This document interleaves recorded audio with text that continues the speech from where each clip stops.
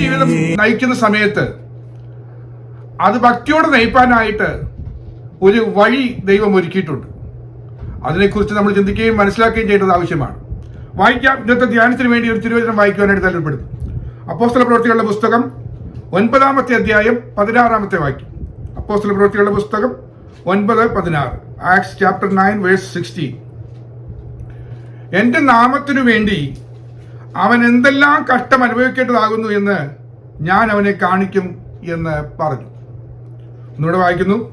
എന്റെ നാമത്തിനു വേണ്ടി അവൻ എന്തെല്ലാം കഷ്ടം അനുഭവിക്കേണ്ടതാകുന്നു എന്ന് ഞാൻ അവനെ കാണിക്കും എന്ന് പറഞ്ഞു. സന്ദർഭം നന്നായി നമുക്കറിയാം.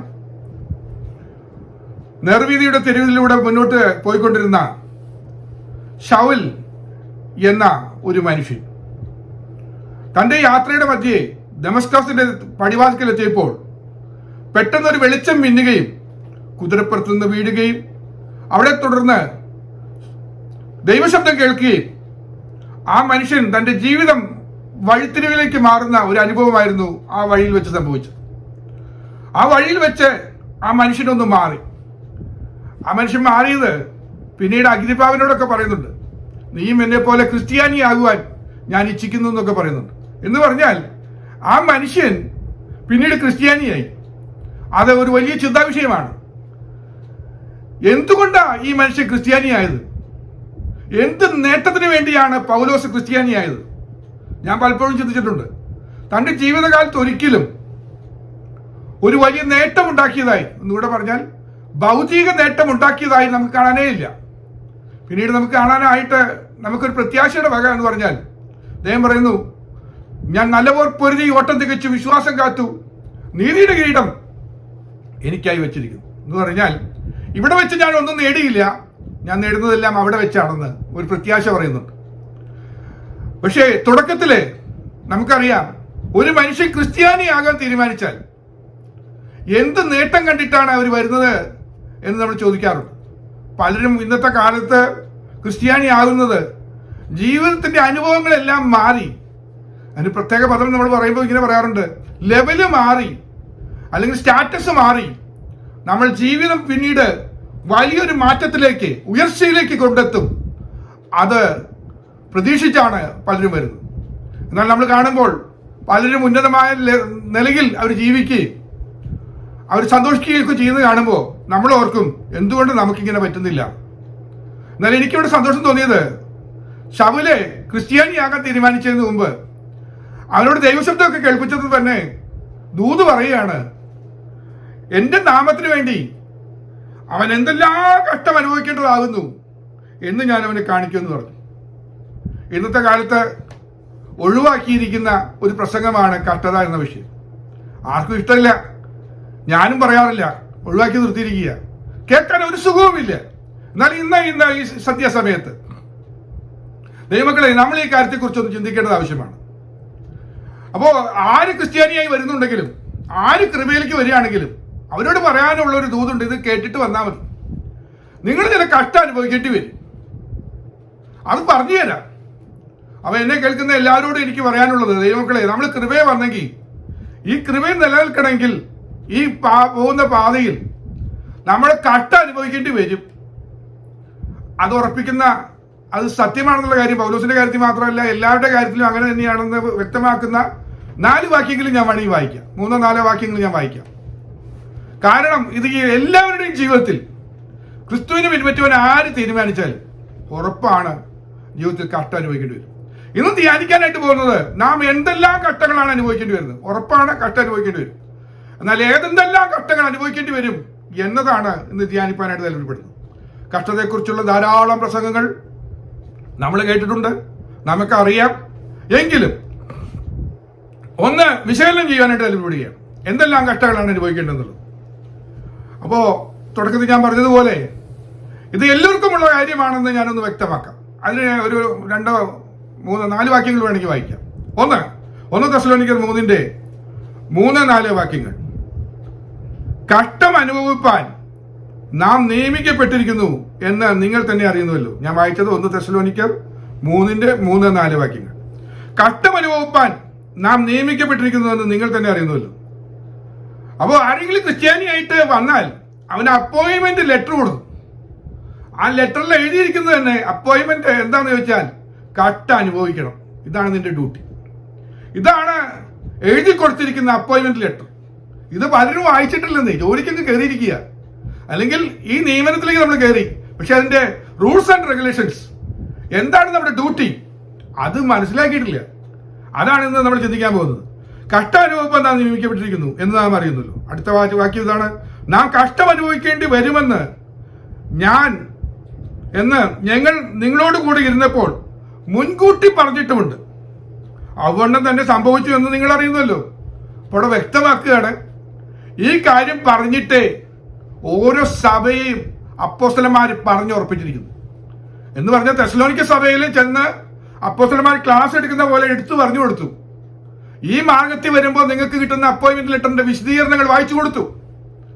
അതുകൊണ്ടാണ് ഇന്ന് ദൈവസഭയോട്, ദൈവമക്കളോട് എനിക്ക് ഈ വിശദീകരണം പറയാനായിട്ട് താല്പര്യം വന്നത്, ഒരു ദൈവാത്മാ നിയോഗം കിട്ടിയത്.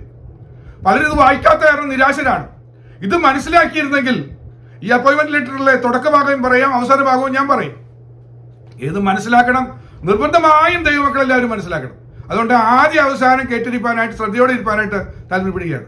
അവിടെ പറയുകയാണ്, മുൻകൂട്ടി പറഞ്ഞിട്ടുണ്ട് എന്ന് പറഞ്ഞാൽ നമുക്ക് മനസ്സിലാക്കാനായിട്ട് കഴിയുന്നത്, ഒന്ന്, നാം നിയമിക്കപ്പെട്ടിരിക്കുന്നു. രണ്ട്, ഇത് നേരത്തെ തന്നെ പറഞ്ഞിട്ടുണ്ട്, പലരും കേട്ടിട്ടില്ല എന്ന് മാത്രം. നിന്നെ വിളിച്ച ഉടനെ തന്നെ ഇത് പറഞ്ഞിരിക്കും. വിളിക്കുമ്പോൾ തന്നെ പറയും കുറെ കഷ്ടം അനുഭവിക്കേണ്ടി വരും. അടുത്തത്, അവണ്ണം തന്നെ സംഭവിച്ചു എന്ന് പറയണം. എന്ന് പറഞ്ഞാൽ ഇത് സംഭവിക്കാതിരിക്കുമൊന്നുമില്ല. ചിലപ്പോൾ സംഭവിക്കും, ചിലപ്പോൾ സംഭവിക്കില്ല എന്നല്ല, സംഭവിക്കും. ജീവിതത്തിൽ കഷ്ടങ്ങൾ അനുഭവിക്കേണ്ടി വരും. ഇത് വ്യക്തമാക്കുന്നതാണ് തിരുവചനത്തിന്റെ രീതി. ഇനി യോഹന്നാന്റെ സുവിശേഷം 16:33 വായിക്കാം. യേശുക്രിസ്തു എന്താ പറഞ്ഞത് നോക്കാം. അപ്പോസ്തലന്മാർ പറഞ്ഞത് മാത്രമല്ല, യേശുക്രിസ്തു തന്നെ പറഞ്ഞ വാക്യം നമുക്ക് പരിചയമുള്ള വാക്യമാണ്, മറന്നു പോകാതെ ഓർക്കുന്ന വാക്യം. നിങ്ങൾക്ക് എന്നിൽ സമാധാനം ഉണ്ടാകേണ്ടതെന്ന് ഇത് നിങ്ങളോട് സംസാരിച്ചിരിക്കുന്നു. ലോകത്തിൽ നിങ്ങൾക്ക് കഷ്ടമുണ്ട്, എങ്കിലും ധൈര്യപ്പെടുവിൻ, ഞാൻ ലോകത്തെ ജയിച്ചിരിക്കുന്നു എന്ന് പറഞ്ഞു. കർത്താവ് പറയാ, നിങ്ങൾ ഈ ലോകത്തിൽ ജീവിക്കുന്നിടത്തോളം കാലം കഷ്ടമുണ്ട്. ലോകത്തിൽ നിങ്ങൾക്ക് കഷ്ടമുണ്ടെന്ന് പറഞ്ഞു കഴിഞ്ഞാൽ ലോകത്തിലാണോ നിങ്ങൾ ജീവിക്കുന്നത്?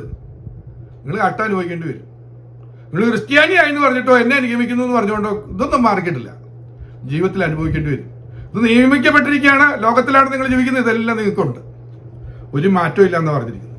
ഫിലിപ്പിയർ ലേഖനത്തിലെ 1:29 പറയുന്നു, ഫിലിപ്പിയർ ചാപ്റ്റർ 1:29, ക്രിസ്തുവിൽ വിശ്വസിപ്പാൻ മാത്രമല്ല അവന് വേണ്ടി കഷ്ടമനുഭവിപ്പാൻ കൂടി നിങ്ങൾക്ക് വരം നൽകിയിരിക്കുന്നു. അപ്പോൾ ഇവിടെ പറയാ, നിങ്ങൾ വിശ്വസിച്ച് ക്രിസ്ത്യാനിയായോ, ദൈവമക്കളായോ, വിശ്വാസത്തോടെ നമ്മൾ വിശ്വാസിയായി മാറിയെങ്കിൽ അതിന്റെ കൂടെ അപ്പൊ തന്നെ ഒരു വരം തന്നിട്ടുണ്ട്. നമ്മളൊക്കെ വരപ്രാപ്തരാണെന്നേ. ഇത് പലർക്കും താല്പര്യമില്ലാത്തൊരു വരമാണെന്ന് മാത്രം. ആരും വിശ്വസിക്കാറില്ല, അംഗീകരിക്കാറില്ല. നമ്മളൊന്നും വരമില്ലാത്തവരാന്ന് വിചാരിക്കുക. കൃപാവരപ്രാപ്തരായ ശുശ്രൂഷകന്മാർ വന്ന് ശുശ്രൂഷിക്കുന്നു പറയുമ്പോൾ നമ്മൾ അതും പ്രതീക്ഷിച്ചിരിക്കുക. ദൈവമക്കളെ, നമ്മളെല്ലാവരും കൃപാവരപ്രാപ്തരാ. നീ വിശ്വസിച്ചോ, ദൈവകൃപയിൽ വിശ്വസിച്ചോ, അപ്പൊ തന്നെ ഒരു വരം തന്നിരിക്കുക. എന്താ വരം എന്നറിയോ? വിശ്വസിപ്പാൻ മാത്രമല്ല അവന് വേണ്ടി കഷ്ടം അനുഭവിപ്പാനും കൂടെ നിങ്ങൾക്ക് വരം നൽകിയിരിക്കും. അപ്പൊ മൂന്നാമത്തെ കാര്യം, ഇതൊരു വരമായിട്ട്, ഒരു ബ്ലെസ്സിംഗ് ആയിട്ട് ദൈവം നിയമിച്ചു തന്നിട്ടുണ്ട്. അപ്പൊ തന്നെ തരികയാണ്. അപ്പൊ ഈ നിയമനത്തിന്റെ കൂടെ തന്നെ സാധാരണ നിയമനം കഴിയുമ്പോൾ അവിടെ വർക്ക് ചെയ്യുന്നതിനനുസരിച്ച് യൂണിഫോം ഒക്കെ കൊടുക്കും, അവരുടെ ഡ്രസ്സും കാര്യങ്ങളൊക്കെ കൊടുക്കും. എന്ന് പറഞ്ഞതുപോലെ നീ ഡ്യൂട്ടി ചെയ്യാനായിട്ട്, ഈ പാതയിലൂടെ മുന്നോട്ട് പോകാനായിട്ട് ഈ വരം അപ്ലൈ തരും. അത് അപ്ലൈ ഏറ്റെടുത്തോളും. ഇത് നമ്മൾ ചിലർ മറന്നിട്ട് ഡ്യൂട്ടി ചെയ്യുന്നതുകൊണ്ടാണ് നമുക്ക് ഈ വിഷമം മനസ്സിലാകുന്നത്. ഇത് ആകെ ബുദ്ധിമുട്ടുക, നിരാശപ്പെടുക, ഭാരപ്പെടുക. എന്തിനീ ഭാരം, എന്തിനീ ക്ലേശം? അതിന്റെ ആവശ്യമില്ലെന്നേ. ദൈവം നമുക്ക് വേണ്ടി ഒരുക്കിയിരിക്കുന്ന ഈ അപ്പോയിന്റ്മെന്റിൽ ഇതൊരു വരമായിട്ട് മനസ്സിലാക്കി കഴിഞ്ഞാൽ, വരമല്ല അനുഗ്രഹമല്ലേ? അതേന്നേ, മറ്റാർക്കും ഇല്ലാത്ത പ്രത്യേക നന്മയാണ് വരം. ഒന്നുകൂടെ പറഞ്ഞാൽ, പലതിനെ ഓവർകം ചെയ്യാൻ കഴിയുന്ന കഴിവാണ് വരം. അങ്ങനെ ചിന്തിക്കുമ്പോൾ ഓർത്തു നോക്കിയേ, കട്ടത നമുക്ക് അപ്പോയിന്റ്മെന്റ് ലെറ്റർ കിട്ടുകയാണെങ്കിൽ തന്നെ ഇത് ഇട്ടാൽ, ഒന്നും കൂടെ ഞാൻ വ്യക്തമാക്കാൻ വേണമെങ്കിൽ പറയാം, ഫയർഫോഴ്സിൽ ജോലി കിട്ടിക്കഴിഞ്ഞാൽ അവര് കുറെ കാര്യങ്ങൾ അവർക്ക് കൊടുക്കും. എന്തിനാണെന്നറിയോ? സ്വയരക്ഷയ്ക്ക് വേണ്ടിയുള്ള കാര്യങ്ങളാണ്. ഹെൽമെറ്റ് കൊടുക്കും, അതിന് പറ്റിയ എന്ത് ചെയ്താൽ ഫയർ പിടിക്കാത്ത വിധത്തിലുള്ള ജാക്കറ്റ്, പെട്ടെന്ന് എന്തെങ്കിലും ഹിറ്റ് ചെയ്താൽ പറ്റാത്ത വിധത്തിലുള്ള കാര്യങ്ങൾ, കുറെ എക്യുപ്മെന്റ്സ് ഒക്കെ സൂക്ഷിക്കാനുള്ള എല്ലാ ക്രമീകരണങ്ങളും ഉള്ള ഒരു വലിയ ജാക്കറ്റ് കൊടുക്കും, സേഫ്റ്റി ജാക്കറ്റ്. അത് കിട്ടിയത് അവനൊരു അനുഗ്രഹമാണ്. അതിനകത്ത് എല്ലാം ഉണ്ട്. പിന്നെ ഡ്യൂട്ടി ചെയ്യുമ്പോൾ അതൊന്നും അവന് ഏശില്ല. നമ്മൾ വിചാരിക്കും ഇവനെങ്ങനെ തീയുടെ അകത്ത് കയറി പോകുന്നത്, അവന്റെ മേത്ത് തീ കൊള്ളില്ല. അവന്റെ ആ ഹെൽമെറ്റ് ഇട്ട് കഴിഞ്ഞാൽ തീയുടെ ഒരു ലാഞ്ചിനെ പോലും മുഖത്ത് ഏശില്ല. അങ്ങനെ ക്രമീകരണങ്ങളൊക്കെ ഉണ്ട്. ഈ സേഫ്റ്റി ഹെൽമെറ്റിന് എന്തെങ്കിലും മിസ്റ്റേക്ക് വന്നെങ്കിൽ മാത്രമാണ് അപകടത്തിൽപ്പെടുന്നത്. ഇല്ലെങ്കിൽ അവന് പറ്റിയ എന്തെങ്കിലും പിഴവുകൾ കൊണ്ടാണ് സംഭവിക്കുന്നത്. ഇതാണ് സംഭവിക്കുന്നത്. അപ്പൊ ദൈവമക്കളെ, നമുക്ക് ഈ വരമൊക്കെ തന്നത് എന്തിനാണെന്ന് വെച്ച് കഴിഞ്ഞാൽ സേഫ്റ്റി ഹെൽമെറ്റാ അല്ലെങ്കിൽ സേഫ്റ്റി ഡ്രസ്സാണ്. ഇത് നമ്മൾ തിരിച്ചറിയണം. ഇനി ഒരു വാക്യം കൂടെ ഒന്ന് വായിക്കാൻ ശ്രദ്ധയിലേക്ക്. 1 പത്രോസ് 5:10 വാക്യം. കഷ്ടതയെക്കുറിച്ച് ഏറ്റവും അധികം പഠിപ്പിച്ച അപ്പോസ്തലൻ ഞാൻ ചിന്തിക്കുന്നത് പത്രോസ് തന്നെയാണ്. മറ്റവരൊക്കെ ജീവിതം കൊണ്ട്, പൗലോസ് ജീവിതം കൊണ്ട് തെളിയിച്ച് കാണിച്ച മനുഷ്യനാണ്. ഇത് വായിക്കുമ്പോൾ ഒരു ആശ്വാസവചനമായിട്ട് പലപ്പോഴും വായിക്കാറുണ്ട്. പക്ഷെ ഞാൻ അങ്ങനെയല്ല വായിക്കാറ്. ഞാനൊന്നുകൂടെ വായിച്ചു തരാം. എന്നാൽ അല്പകാലത്തേക്ക് കഷ്ടം സഹിക്കുന്ന നിങ്ങളെ ക്രിസ്തുവിൽ തന്റെ നിത്യതേജസ്സിനായി വിളിച്ചിരിക്കുന്ന സർവ്വകൃപാലുവായ ദൈവം തന്നെ യഥാസ്ഥാനപ്പെടുത്തി ഉറപ്പിച്ച് ശക്തീകരിക്കും. ഈ ഡ്യൂട്ടിക്ക് വേണ്ടുന്ന ട്രെയിനിങ് തരും എന്നാ പറഞ്ഞത്. അവിടെ നമ്മൾ ആശ്വാസത്തോടെ പറയാറ് ഇങ്ങനെയാണ്, എന്നും കഷ്ടം സഹിക്കേണ്ടി വരില്ല. അല്പകാലത്തേക്കുള്ള കഷ്ടം എന്ന് പറഞ്ഞ് നിങ്ങളൊന്ന് ആശ്വസിപ്പിക്കും. കഷ്ടതയുടെ എപ്പോൾ പ്രസംഗിച്ചാലും ദേവദാസന്മാര് ഈ ഒരു വാക്യം പറഞ്ഞ് ഒന്ന് ആശ്വസിപ്പിക്കും. എന്നും കഷ്ടം അനുഭവിക്കേണ്ട, അല്പകാലത്തേക്കുള്ള അല്ലെങ്കിൽ നൊടി നേരത്തേക്കുള്ള ലഘുവായ കഷ്ടം എന്നൊക്കെ പറഞ്ഞ് നിങ്ങളൊന്ന് ആശ്വസിപ്പിക്കും. എന്നൊരു കാര്യം ഞാൻ പറയാം.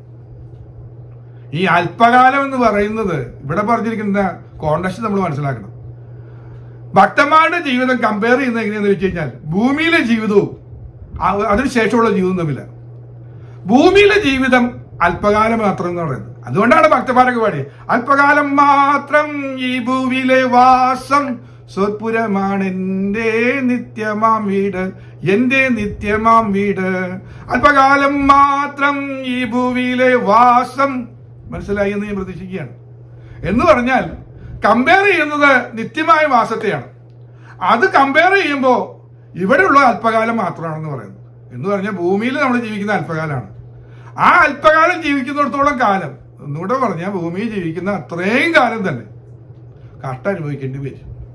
തെളിവ് പൗലോസിന്റെ ജീവിതം ക്രിസ്ത്യാനിയായി തുടങ്ങിയതിന് ശേഷം അന്ന് തൊട്ട് അവന്റെ നാമത്തിന് വേണ്ടി കഷ്ടം അനുഭവിച്ച് അവസാനം കഴുത്തും തലയും വേറിടുന്നത് വരെയും കഷ്ടം അനുഭവിച്ചില്ല എന്ന് ഞാൻ ചോദിക്കുകയുള്ളൂ. അങ്ങനെ തന്നെ സംഭവിച്ചു. ഇനിയും വേണമെങ്കിൽ ഞാൻ പറയാം, പഴയ നിയമകാലത്തും ഭക്തന്മാർക്ക് ഈ അനുഭവങ്ങൾ ഉണ്ടായിട്ടുണ്ട്. എന്നും അവരുടെ ജീവിതത്തിൽ വിജയമല്ലായിരുന്നു. ദാനിയേല് പ്രവാസത്തിലായിരുന്നു. പ്രവാസത്തിൽ കഴിഞ്ഞുകൊണ്ടിരിക്കുകയായിരുന്നു. എന്നാൽ അവിടെ നന്മകൾ വരുന്നത് അനുഭവിച്ചിട്ടുണ്ട്. പ്രവാസം എന്ന് പറഞ്ഞാൽ തന്നെ കഷ്ടത തന്നെ അർത്ഥം. അവസാനം ഒരു വാചകം പറഞ്ഞ് ആശ്വസിപ്പിക്കുന്നു, ആര് മരിച്ചാലും നമ്മൾ അവരെയൊക്കെ ദാനിയേലാക്കാറുണ്ട്. നീയോ ദാനിയേലെ പോയി വിശ്രമിച്ചു കൊള്ളുക എന്ന് പറഞ്ഞ് എല്ലാവരും പറഞ്ഞുവിടാം.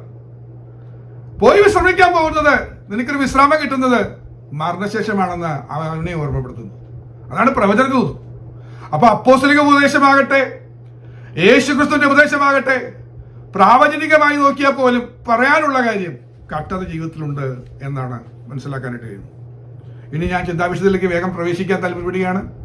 എന്തെല്ലാം തരം കഷ്ടമാണ് നമ്മൾ അനുഭവിക്കേണ്ടത് എന്നത് ഓർക്കാൻ പോവുക. അപ്പോൾ ജീവിതത്തിൽ കഷ്ടങ്ങളുണ്ട്. ഈ കഷ്ടമൊക്കെ അനുഭവിപ്പിക്കുന്നത് എന്തിനാണെന്നും കൂടെ ഞാൻ പറഞ്ഞേ അവസാനിപ്പിക്കുകയുള്ളൂ. അതുകൊണ്ട് നിങ്ങൾ വിഷമിച്ചിരിക്കരുത്.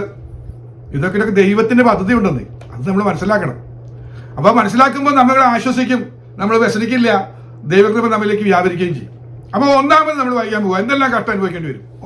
ഒന്നാമത് നമ്മൾ അനുഭവിക്കേണ്ട കഷ്ടം 1 പത്രോസ് 4:16.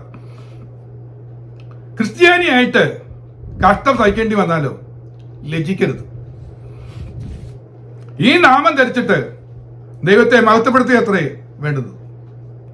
അപ്പോ ഒന്നാമത്തെ കഷ്ടം എന്താന്ന് ചോദിച്ചാൽ ക്രിസ്ത്യാനി ആയതുകൊണ്ടുള്ള കഷ്ടം അനുഭവിക്കേണ്ടി വരും. നിങ്ങൾ ക്രിസ്ത്യാനി ആയോ, അതിന് പേര് കഷ്ടം അനുഭവിക്കേണ്ടി വരും.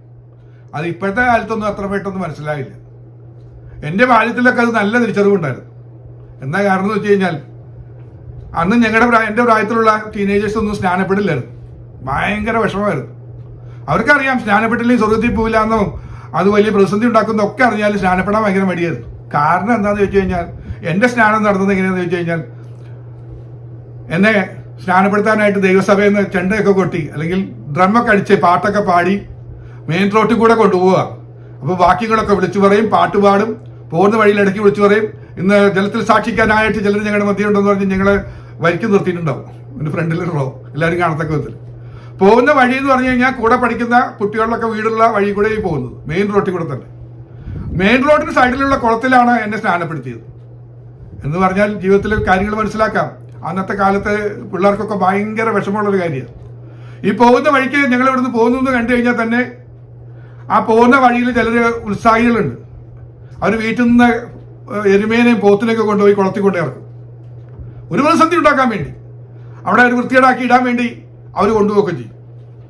അങ്ങനെയുണ്ട്. അവിടെ ചെന്നിട്ട് അവരോട് കാലൊക്കെ പിടിച്ച് പറയണം ഒന്ന് മാറ്റേ എന്നൊക്കെ പറഞ്ഞ് അവരെ ഒഴിവാക്കി നിർത്തിയിട്ട് വേണം. പൊതുകുളമല്ലേ, അവിടെ പോയി സ്നാനപ്പെടുമ്പോൾ വലിയ വിഷമം. പ്രത്യേകിച്ച് ടീനേജേഴ്സിന് ഭയങ്കര ബുദ്ധിമുട്ടാണ്. കാരണം അവിടെ നിന്ന് പബ്ലിക്കായി ഡ്രസ്സ് മാറണം. ഓരോ ഷീറ്റ് മറച്ചു പിടിച്ച് അതിനകത്ത് നിന്ന് ഡ്രസ്സ് മാറലും ആളുകൾ വട്ടം കൂടി നിൽക്കുന്ന അനുഭവങ്ങളൊക്കെ ഉണ്ട്. അപ്പൊ തുടക്കം തന്നെ ഇതൊരു കട്ടമായിട്ടും നിന്നയായിട്ടും പരിഹാസമായിട്ടും ഈ നാമം ധരിച്ചിട്ട് വളരെ പ്രയാസം ഉണ്ടാക്കുന്ന കാര്യങ്ങളായതുകൊണ്ട് സാധാരണ ഒത്തിരി പേരെ സ്നാനത്ത് നിന്ന് പിന്മാറിപ്പോയിട്ടുണ്ട്. എൻ്റെ കൂടെ ഉണ്ടായിരുന്ന ദൈവസഭയെ വന്നിരുന്ന ദൈവമക്കളുടെ മക്കൾ ചിലർ പിന്മാറി സഭയിൽ നിന്ന് വിട്ടുപോയവരുണ്ട്. അവർ പോയി പള്ളിയിലെ മെമ്പർഷിപ്പ് എടുത്തവർ വരെയുണ്ട്. കാരണം ഇതാ, അവർക്കത് സഹിക്കാൻ വയ്യ. പിന്നെ സ്കൂളിൽ ചെല്ലുമ്പോൾ അതും പറഞ്ഞ് കളിയാക്കുക. ഇതൊക്കെ ഞാൻ അനുഭവിച്ചതാണ്. അതുകൊണ്ടാണ് ഞാൻ പറഞ്ഞത്, ക്രിസ്ത്യാനി ആകുന്ന തുടക്കം തൊട്ടേ കട്ടതയുടെ ഒരു മാർഗമായിരുന്നു. ഇത് നിസ്സാരമായൊരു കാര്യം ഞാൻ പറഞ്ഞു. എന്നാൽ അന്നമ്മ മാമന്റെയും മറ്റു പലരുടെയും കാര്യങ്ങൾ ഓർക്കുമ്പോൾ ഞാൻ ദൈവത്തെ സ്തുതിക്കുക. സ്നാനപ്പെട്ട് കൊളക്കടവെന്ന് കയറി ഉടനെ തന്നെ ഭർത്താവ് വന്നിട്ട് വടിയെടുത്ത് അടിച്ചടിച്ച് വീട്ടിലേക്ക് കൊണ്ടുപോയതും രക്തമൊഴുകി നിലവിളിക്കുന്ന രീതിയിൽ പോകുമ്പോൾ കരയാതിരിക്കാൻ വേണ്ടി സ്വോത്ര അല്ലേലിയെ വിളിച്ചു പറഞ്ഞ് റോട്ടിൽ കൂടെ പോയതും ഒക്കെ അനുഭവത്തിലുണ്ട്. നിങ്ങളുടെ ശുശ്രൂഷയിൽ സ്നാനപ്പെട്ട ഒരു ആന്റിയെ ഭർത്താവ് ഗൾഫിലായിരുന്നു, മടങ്ങി വന്നപ്പോൾ ദേഷ്യം തീർക്കാൻ വേണ്ടി അടിച്ച് ഉപദ്രവിച്ച് മാലയും വളയൊക്കെ എടുത്തിടിയിച്ചത് 8 കിലോമീറ്റർ റോട്ടിൽ കൂടെ നടത്തിച്ചു. എത്ര പ്രയാസം ഉണ്ടാക്കിയെന്നറിയാമോ? ഇന്നത്തെ കാലത്ത് അതൊന്നും ഇല്ല. അതുകൊണ്ടാണ് നമ്മളിങ്ങനെ ചിന്തിച്ചു പോകുന്നത്. പക്ഷേ സത്യത്തിൽ ഇതുണ്ട്. ക്രിസ്ത്യാനി ആകുമ്പോൾ ഒരു വിധത്തിൽ അല്ലെങ്കിൽ മറ്റൊരു വിധത്തിൽ കട്ട അനുഭവിക്കേണ്ടി വരുന്നുണ്ട്, ഒരു നിന്ന അനുഭവിക്കേണ്ടി വരും. ഇതിന് മനസ്സുള്ളവരാണ് യഥാർത്ഥ സമർപ്പണത്തിലേക്ക് എത്തുന്നത്. അങ്ങനെ ഒരു സമർപ്പണം വന്നതിന് ശേഷം വേണം ക്രിസ്ത്യാനിയായി തീരുവാൻ, അല്ലെങ്കിൽ ദൈവകൃപയിലേക്ക് വരാൻ. ഇതാണ് പത്രോസ് പറഞ്ഞത്. അന്നത്തെ കാലത്ത് 1-ാം നൂറ്റാണ്ട് കാലത്ത് പറയുകയാണെങ്കിൽ ഒരു പള്ളി ഭ്രഷ്ടരാക്കലും അവർ സ്വത്തുവകളൊക്കെ അവർ എടുക്കുകയും ഉപദ്രവിക്കുകയും, അതാണ് വസ്തുക്കളുടെ അപകാരം സന്തോഷത്തോടെ സഹിച്ചു എന്ന് പറഞ്ഞ്. ഇവൻ ക്രിസ്ത്യാനിയായെന്ന് പറഞ്ഞു കഴിഞ്ഞാൽ അവന്റെ സ്വത്ത് മുഴുവൻ മറ്റുള്ളവർ കയ്യേറും, ഇവനെ പിടിച്ച് പുറത്താക്കും. പുറമ്പോക്കി പോയി ടെന്റ് അടിച്ച് കിടക്കേണ്ട സിറ്റുവേഷൻ വന്നിട്ടുണ്ട്. അത് മാത്രമല്ല രക്തസാക്ഷികളാകേണ്ടി വന്നിട്ടുണ്ട്. അത്ര വലിയ കട്ടങ്ങളായിരുന്നു 1-ാം നൂറ്റാണ്ടിൽ അനുഭവിച്ചത്. അതുകൊണ്ടാണ് അവിടെ പ്രത്യേകം പറഞ്ഞത്. ഒന്നാമത് ക്രിസ്ത്യാനി ആയതിന്റെ പേരിൽ ഒരു വിധത്തിൽ അല്ലെങ്കിൽ നിസ്സാരമായതെന്ന് തോന്നുന്നെങ്കിലും അതിലും വലുതോ ഓരോരുത്തർക്ക് ലെവൽ അനുസരിച്ച് മാനസികമായോ ശാരീരികമായോ നമ്മൾ കഷ്ടം അനുഭവിക്കേണ്ടി വന്നിട്ടുണ്ട്, വരും എന്നാണ് കാണാനായിട്ട് കഴിയുന്നത്. രണ്ടാമത്തത് പത്രോസ് പറയുന്നത് 3:14. 1 പത്രോസ് 3:14 പറയുന്നു, നീതി നിമിത്തം കഷ്ടം സഹിക്കേണ്ടി വന്നാലും നിങ്ങൾ ഭാഗ്യവാന്മാർ. അടുത്തത് പറയാണ്, നീതി നിമിത്തം കഷ്ടം സഹിക്കേണ്ടി വരും. നമ്മൾ നീതിയായ കാര്യങ്ങൾ ചെയ്യുകയാണെങ്കിലും ചിലപ്പോൾ കഷ്ടം സഹിക്കേണ്ടി വരും. അതിന് വേണ്ടി പഴയ നിയമത്തിന് ഉദാഹരണം പറയാനായിട്ട് കഴിയും. പോത്തിഫറിന്റെ വീട്ടില് വിശ്വസ്തനായി വേല ചെയ്തു എന്നുള്ളതാണ് ജോസഫിന്റെ ജീവിതത്തിലെ നീതി. വിശ്വസ്തനായിരുന്നു. എന്നിട്ട് എന്താ സഹിക്കേണ്ടി വന്ന്? ദൈവത്തോടുള്ള മനോഭാവം നിമിത്തം, ദൈവത്തിന് ഇഷ്ടമില്ലാത്ത, ദൈവത്തിന് നിരക്കാത്ത കാര്യങ്ങളും ചെയ്യില്ല എന്ന് തീരുമാനമെടുത്തതുകൊണ്ട് ആ മനുഷ്യൻ പോയത് കാരാഗ്രഹത്തിലേക്ക്.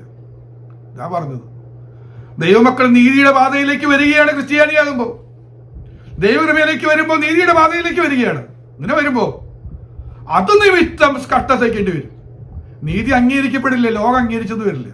അംഗീകരിക്കുന്നത് ദൈവം മാത്രമാണ്, മറ്റാരും അംഗീകരിച്ചെന്ന് വരില്ല. കള്ളസാക്ഷ്യം പറയാനും നിന്ദിക്കാനും അവനത് കിട്ടിയില്ലെങ്കിലോ ഉള്ളൂ എന്ന് പറഞ്ഞ് അപമാനപ്പെടുത്തുവാനും ഒക്കെ ശ്രമിക്കുന്നവരുടെ എണ്ണം കൂടുതലാണ്. പക്ഷെ നീതി നിമിത്തം കഷ്ടം സഹിക്കേണ്ടി വരും. എല്ലാ തിന്മയും കളവായി പറയുമ്പോൾ, നിങ്ങളിങ്ങനെ തിന്മ ചെയ്തു, നിങ്ങളാണ് പിന്നെ കാരണക്കാരെന്ന് പറഞ്ഞ് കളവായി പറയും.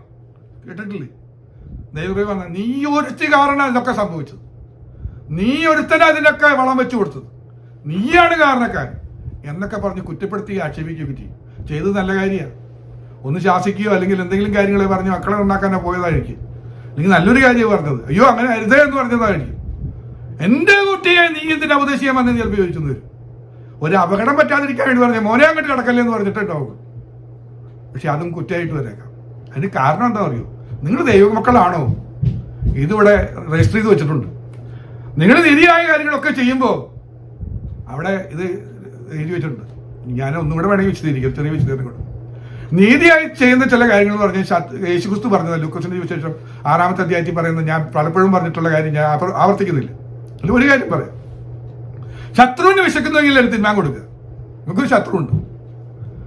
നമ്മൾ ഈ വചനപ്രകാരം ദൈവിക രീതിയിലേക്ക് പോകാൻ വേണ്ടിയിട്ട് ശത്രുവിനെ അത് സുഖമില്ലാതെ കിടക്കല്ലേ എന്ന് ഓർത്തിട്ട് അവിടെ ഫുഡ് ഉണ്ടാക്കാൻ ആരുമില്ലല്ലോ എന്ന് ഓർത്തപ്പോൾ ഇവിടെ ഫുഡ് കൊണ്ടങ്ങ് ചെന്നപ്പോൾ നമ്മൾ വിചാരിച്ചത് നല്ല സ്വീകരണം കിട്ടുന്ന ഫുഡ് മേടിച്ചു വെച്ചിട്ട് നീ ഇതും കൊണ്ടിന്ന് പോരേ, നീ ഇനി എന്തൊക്കെ ഇതിൽ കലക്കി വെച്ചിട്ട് ഇങ്ങോട്ട് കൊണ്ടുവന്നേക്കണാവോ എന്നൊക്കെ പറഞ്ഞ് എല്ലാം ആക്ഷേപിക്കുകയും ചെയ്യും. അകത്ത് കൊണ്ടുവച്ചാൽ അവർ തിന്നുന്നതും വരും. നീതി നിമിത്തം ചിലപ്പോ കഷ്ട സഹിക്കേണ്ടി വരും. ഇവിടെ നിൽക്കണ്ട വേഗം പൊക്കോ എന്നൊക്കെ പറഞ്ഞ് ചിലപ്പോൾ ആട്ടിന്ന് വരും. പക്ഷെ കർത്താവ് ഇവിടെ പത്രോസ് പറയാ, നിങ്ങൾ ദൈവിക രീതിയിലേക്ക് കടന്നതിന്റെ ഒരു ലക്ഷണമാണത്. ഈ കഷ്ട സഹിക്കേണ്ടി വന്നു, നിന്നെ അപമാനിച്ചത്. നിങ്ങൾ ഭാഗ്യവാന്മാരാ. അതൊരു ഭാഗ്യവതവിയായിട്ട് എണ്ണിക്കോ. അത് പിന്നീട് പറയാം. ഭാഗ്യം കിട്ടുന്നത് ഇവിടെയല്ല. ഇവിടുത്തെ ലോകത്തിലെ ഭാഗ്യവാന്മാരൊക്കെ നൈമിഷികമാണ്. അതൊക്കെ വൻ പരാജയമാണ്. അതിനപ്പുറത്ത് നിത്യമായ സൗഭാഗ്യത്തിലേക്ക് പോകുവാനുള്ള ഒരു മുഖാന്തരമാണിതെന്ന് തിരിച്ചറിഞ്ഞാൽ നമുക്ക് ഈ ഘട്ടങ്ങളിൽ നമുക്ക് പ്രശംസിക്കാനായിട്ട് കഴിയും എന്നതാണ് പ്രത്യേകത. ഇനി 1 പത്രോസ് 2:20 പറയുന്നു 3-ാമത്തെ കാര്യം, അല്ല നന്മ ചെയ്തിട്ട് കഷ്ട സഹിച്ചാൽ അത് ദൈവത്തിന് പ്രസാദം. അപ്പൊ ഒന്ന് ഓർത്ത് വയ്ക്കുക, കട്ടങ്ങളുടെ പിന്നാലെ വരുന്ന കാര്യങ്ങളൊന്ന് ഓർത്ത് വയ്ക്കുക. ഏതൊക്കെയാണ്? ഒന്ന് ആദ്യം പറഞ്ഞപ്പോൾ പറഞ്ഞു ദൈവത്തെ മഹത്വപ്പെടുത്തുക എന്ന് പറഞ്ഞു. ക്രിസ്ത്യാനിയായിട്ട് കഷ്ടം സഹിക്കുകയാണ്. അപ്പൊ ക്രിസ്ത്യാനിയായിട്ട് കഷ്ടം സഹിക്കേണ്ടി വന്നാൽ ഞാനൊരു കാര്യം ചെയ്തു, ദൈവത്തിന് മഹത്വം കൊടുത്തു. മഹത്വത്തിന് യോഗ്യനായവന്റെ സന്നിധിയിൽ ഒരു മഹത്വത്തിന്റെ ഒരു അർപ്പണം, ഒരു യാഗാർപ്പണം നടത്താൻ എനിക്ക് കഴിഞ്ഞെന്ന്.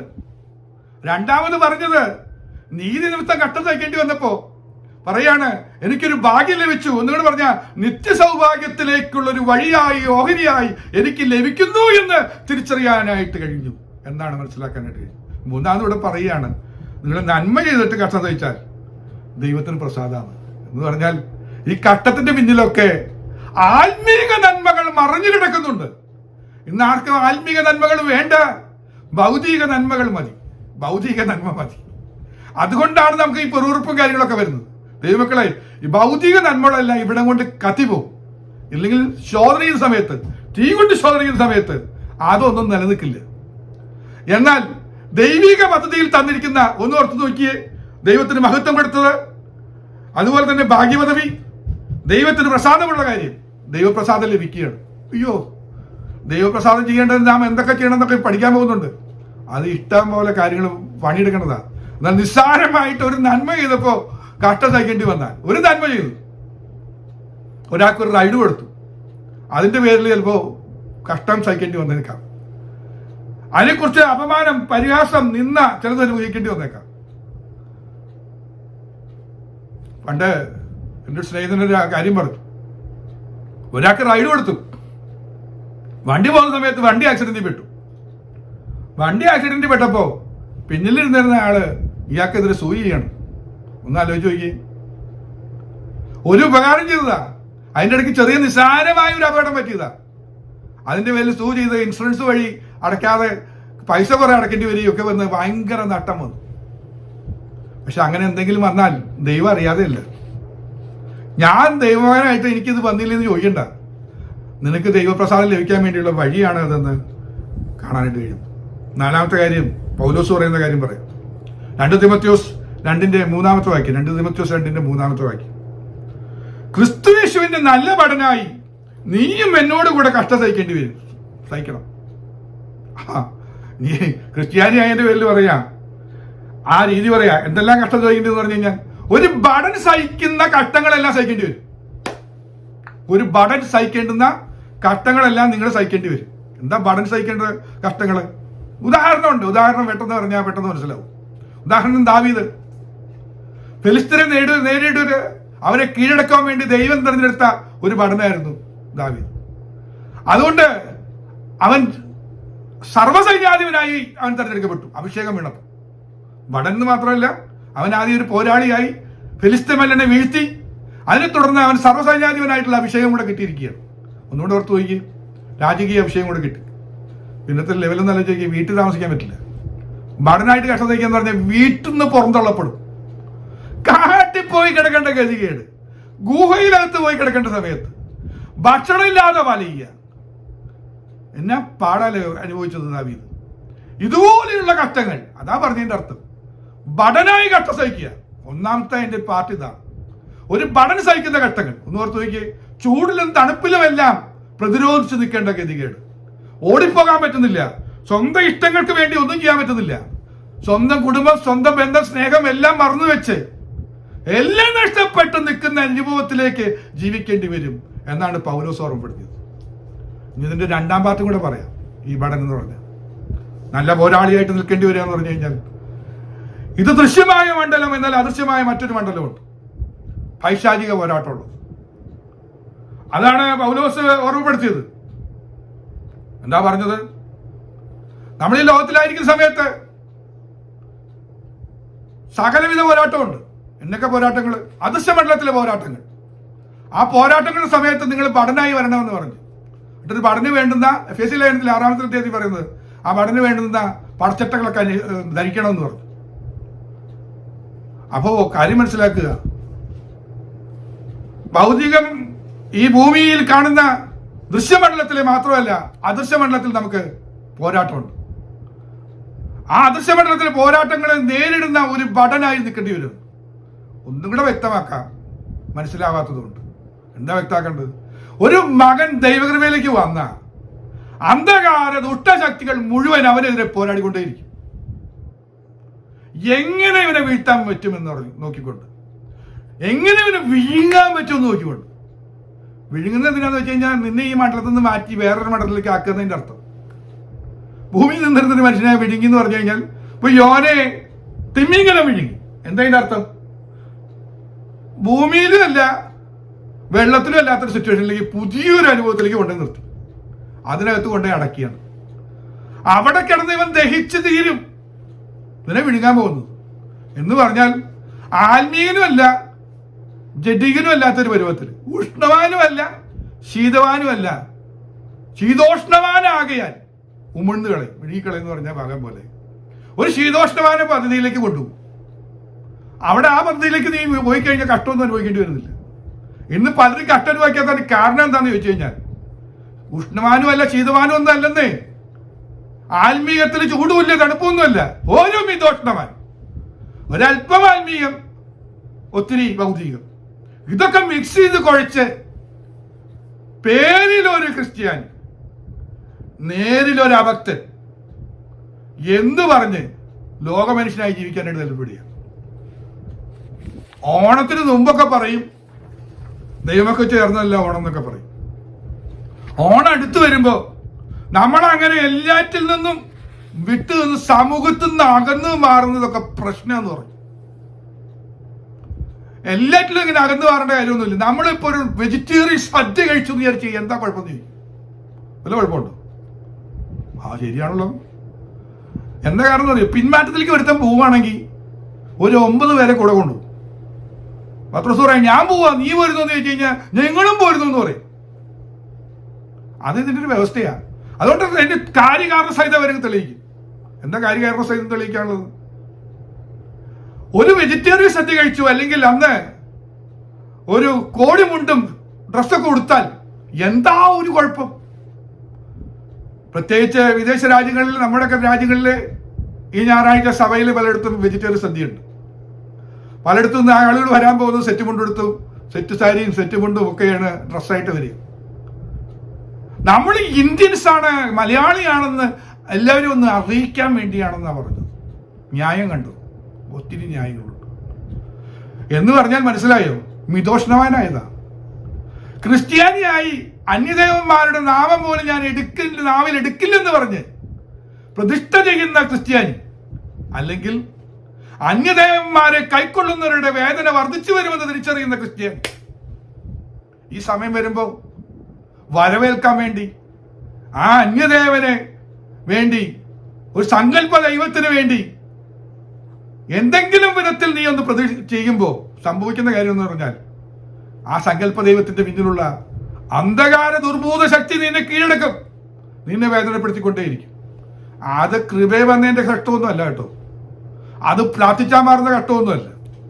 നിനക്കതുകൊണ്ട് യാതൊരു നന്മയും കിട്ടില്ല, ദൈവം പ്രസാദിക്കുമില്ല, നിന്നെ ഭാഗ്യപദവിയിലേക്ക് കൊണ്ടെത്തിക്കുമില്ല.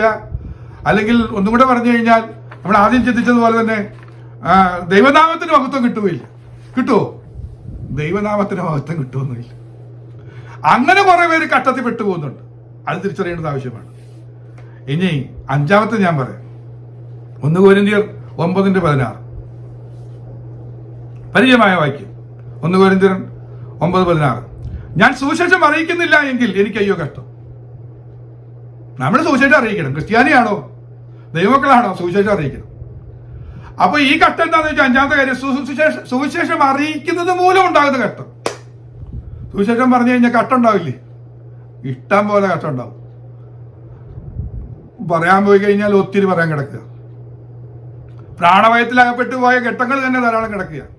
പലതും നമ്മുടെ ദൈവസഭ പറഞ്ഞിട്ടുള്ളത് കൊണ്ട്, ദൈവമക്കളോട് പറഞ്ഞിട്ടുള്ളത് കൊണ്ട് ഇന്ന് ഈ കൂട്ടായ്മയിൽ അത് പറയാനായിട്ട് താല്പര്യപ്പെടുന്നില്ല, വീണ്ടും ആവർത്തിക്കാനായിട്ട് താല്പര്യപ്പെടുന്നില്ല. എന്നാലും ഞാൻ ഒരു കാര്യം പറയാനായിട്ട് താല്പര്യപ്പെടുക. എൻ്റെ ബാല്യത്തിൽ ഞാനന്ന് പാസ്റ്ററൊന്നുമല്ല, പാസ്റ്റർമാരുടെ കൂടെ ട്രാക്ട് കൊടുക്കാനും പരിശോധനയും പോകും. അങ്ങനെ ഒരു പാവപ്പെട്ട പാസ്റ്ററുടെ കൂടെ എനിക്ക് പരിചയമില്ലാത്തൊരു സ്ഥലത്ത് ട്രാക്ട് കൊടുക്കാൻ പോയി. ട്രാക്ട് കൊടുത്ത് കുറച്ചു ദൂരം ചെന്നപ്പോഴാണ് വിവരം മനസ്സിലായത്. കുറച്ചു പേര് പിന്നാലെ ഓടി വന്ന് ഞങ്ങൾ തടഞ്ഞു നിർത്തി. ട്രാക്ടൊക്കെ പിടിച്ചു വാങ്ങിയിട്ട് പറഞ്ഞു, ഞങ്ങളുടെ ഈ ഏറിയ നിന്ന് പോരുത്, ഇപ്പൊ ഓടണം എന്ന് പറഞ്ഞു. നിൽക്കാൻ പറ്റില്ല, ഓടിയേ പറ്റുള്ളൂ എന്ന് പറഞ്ഞു.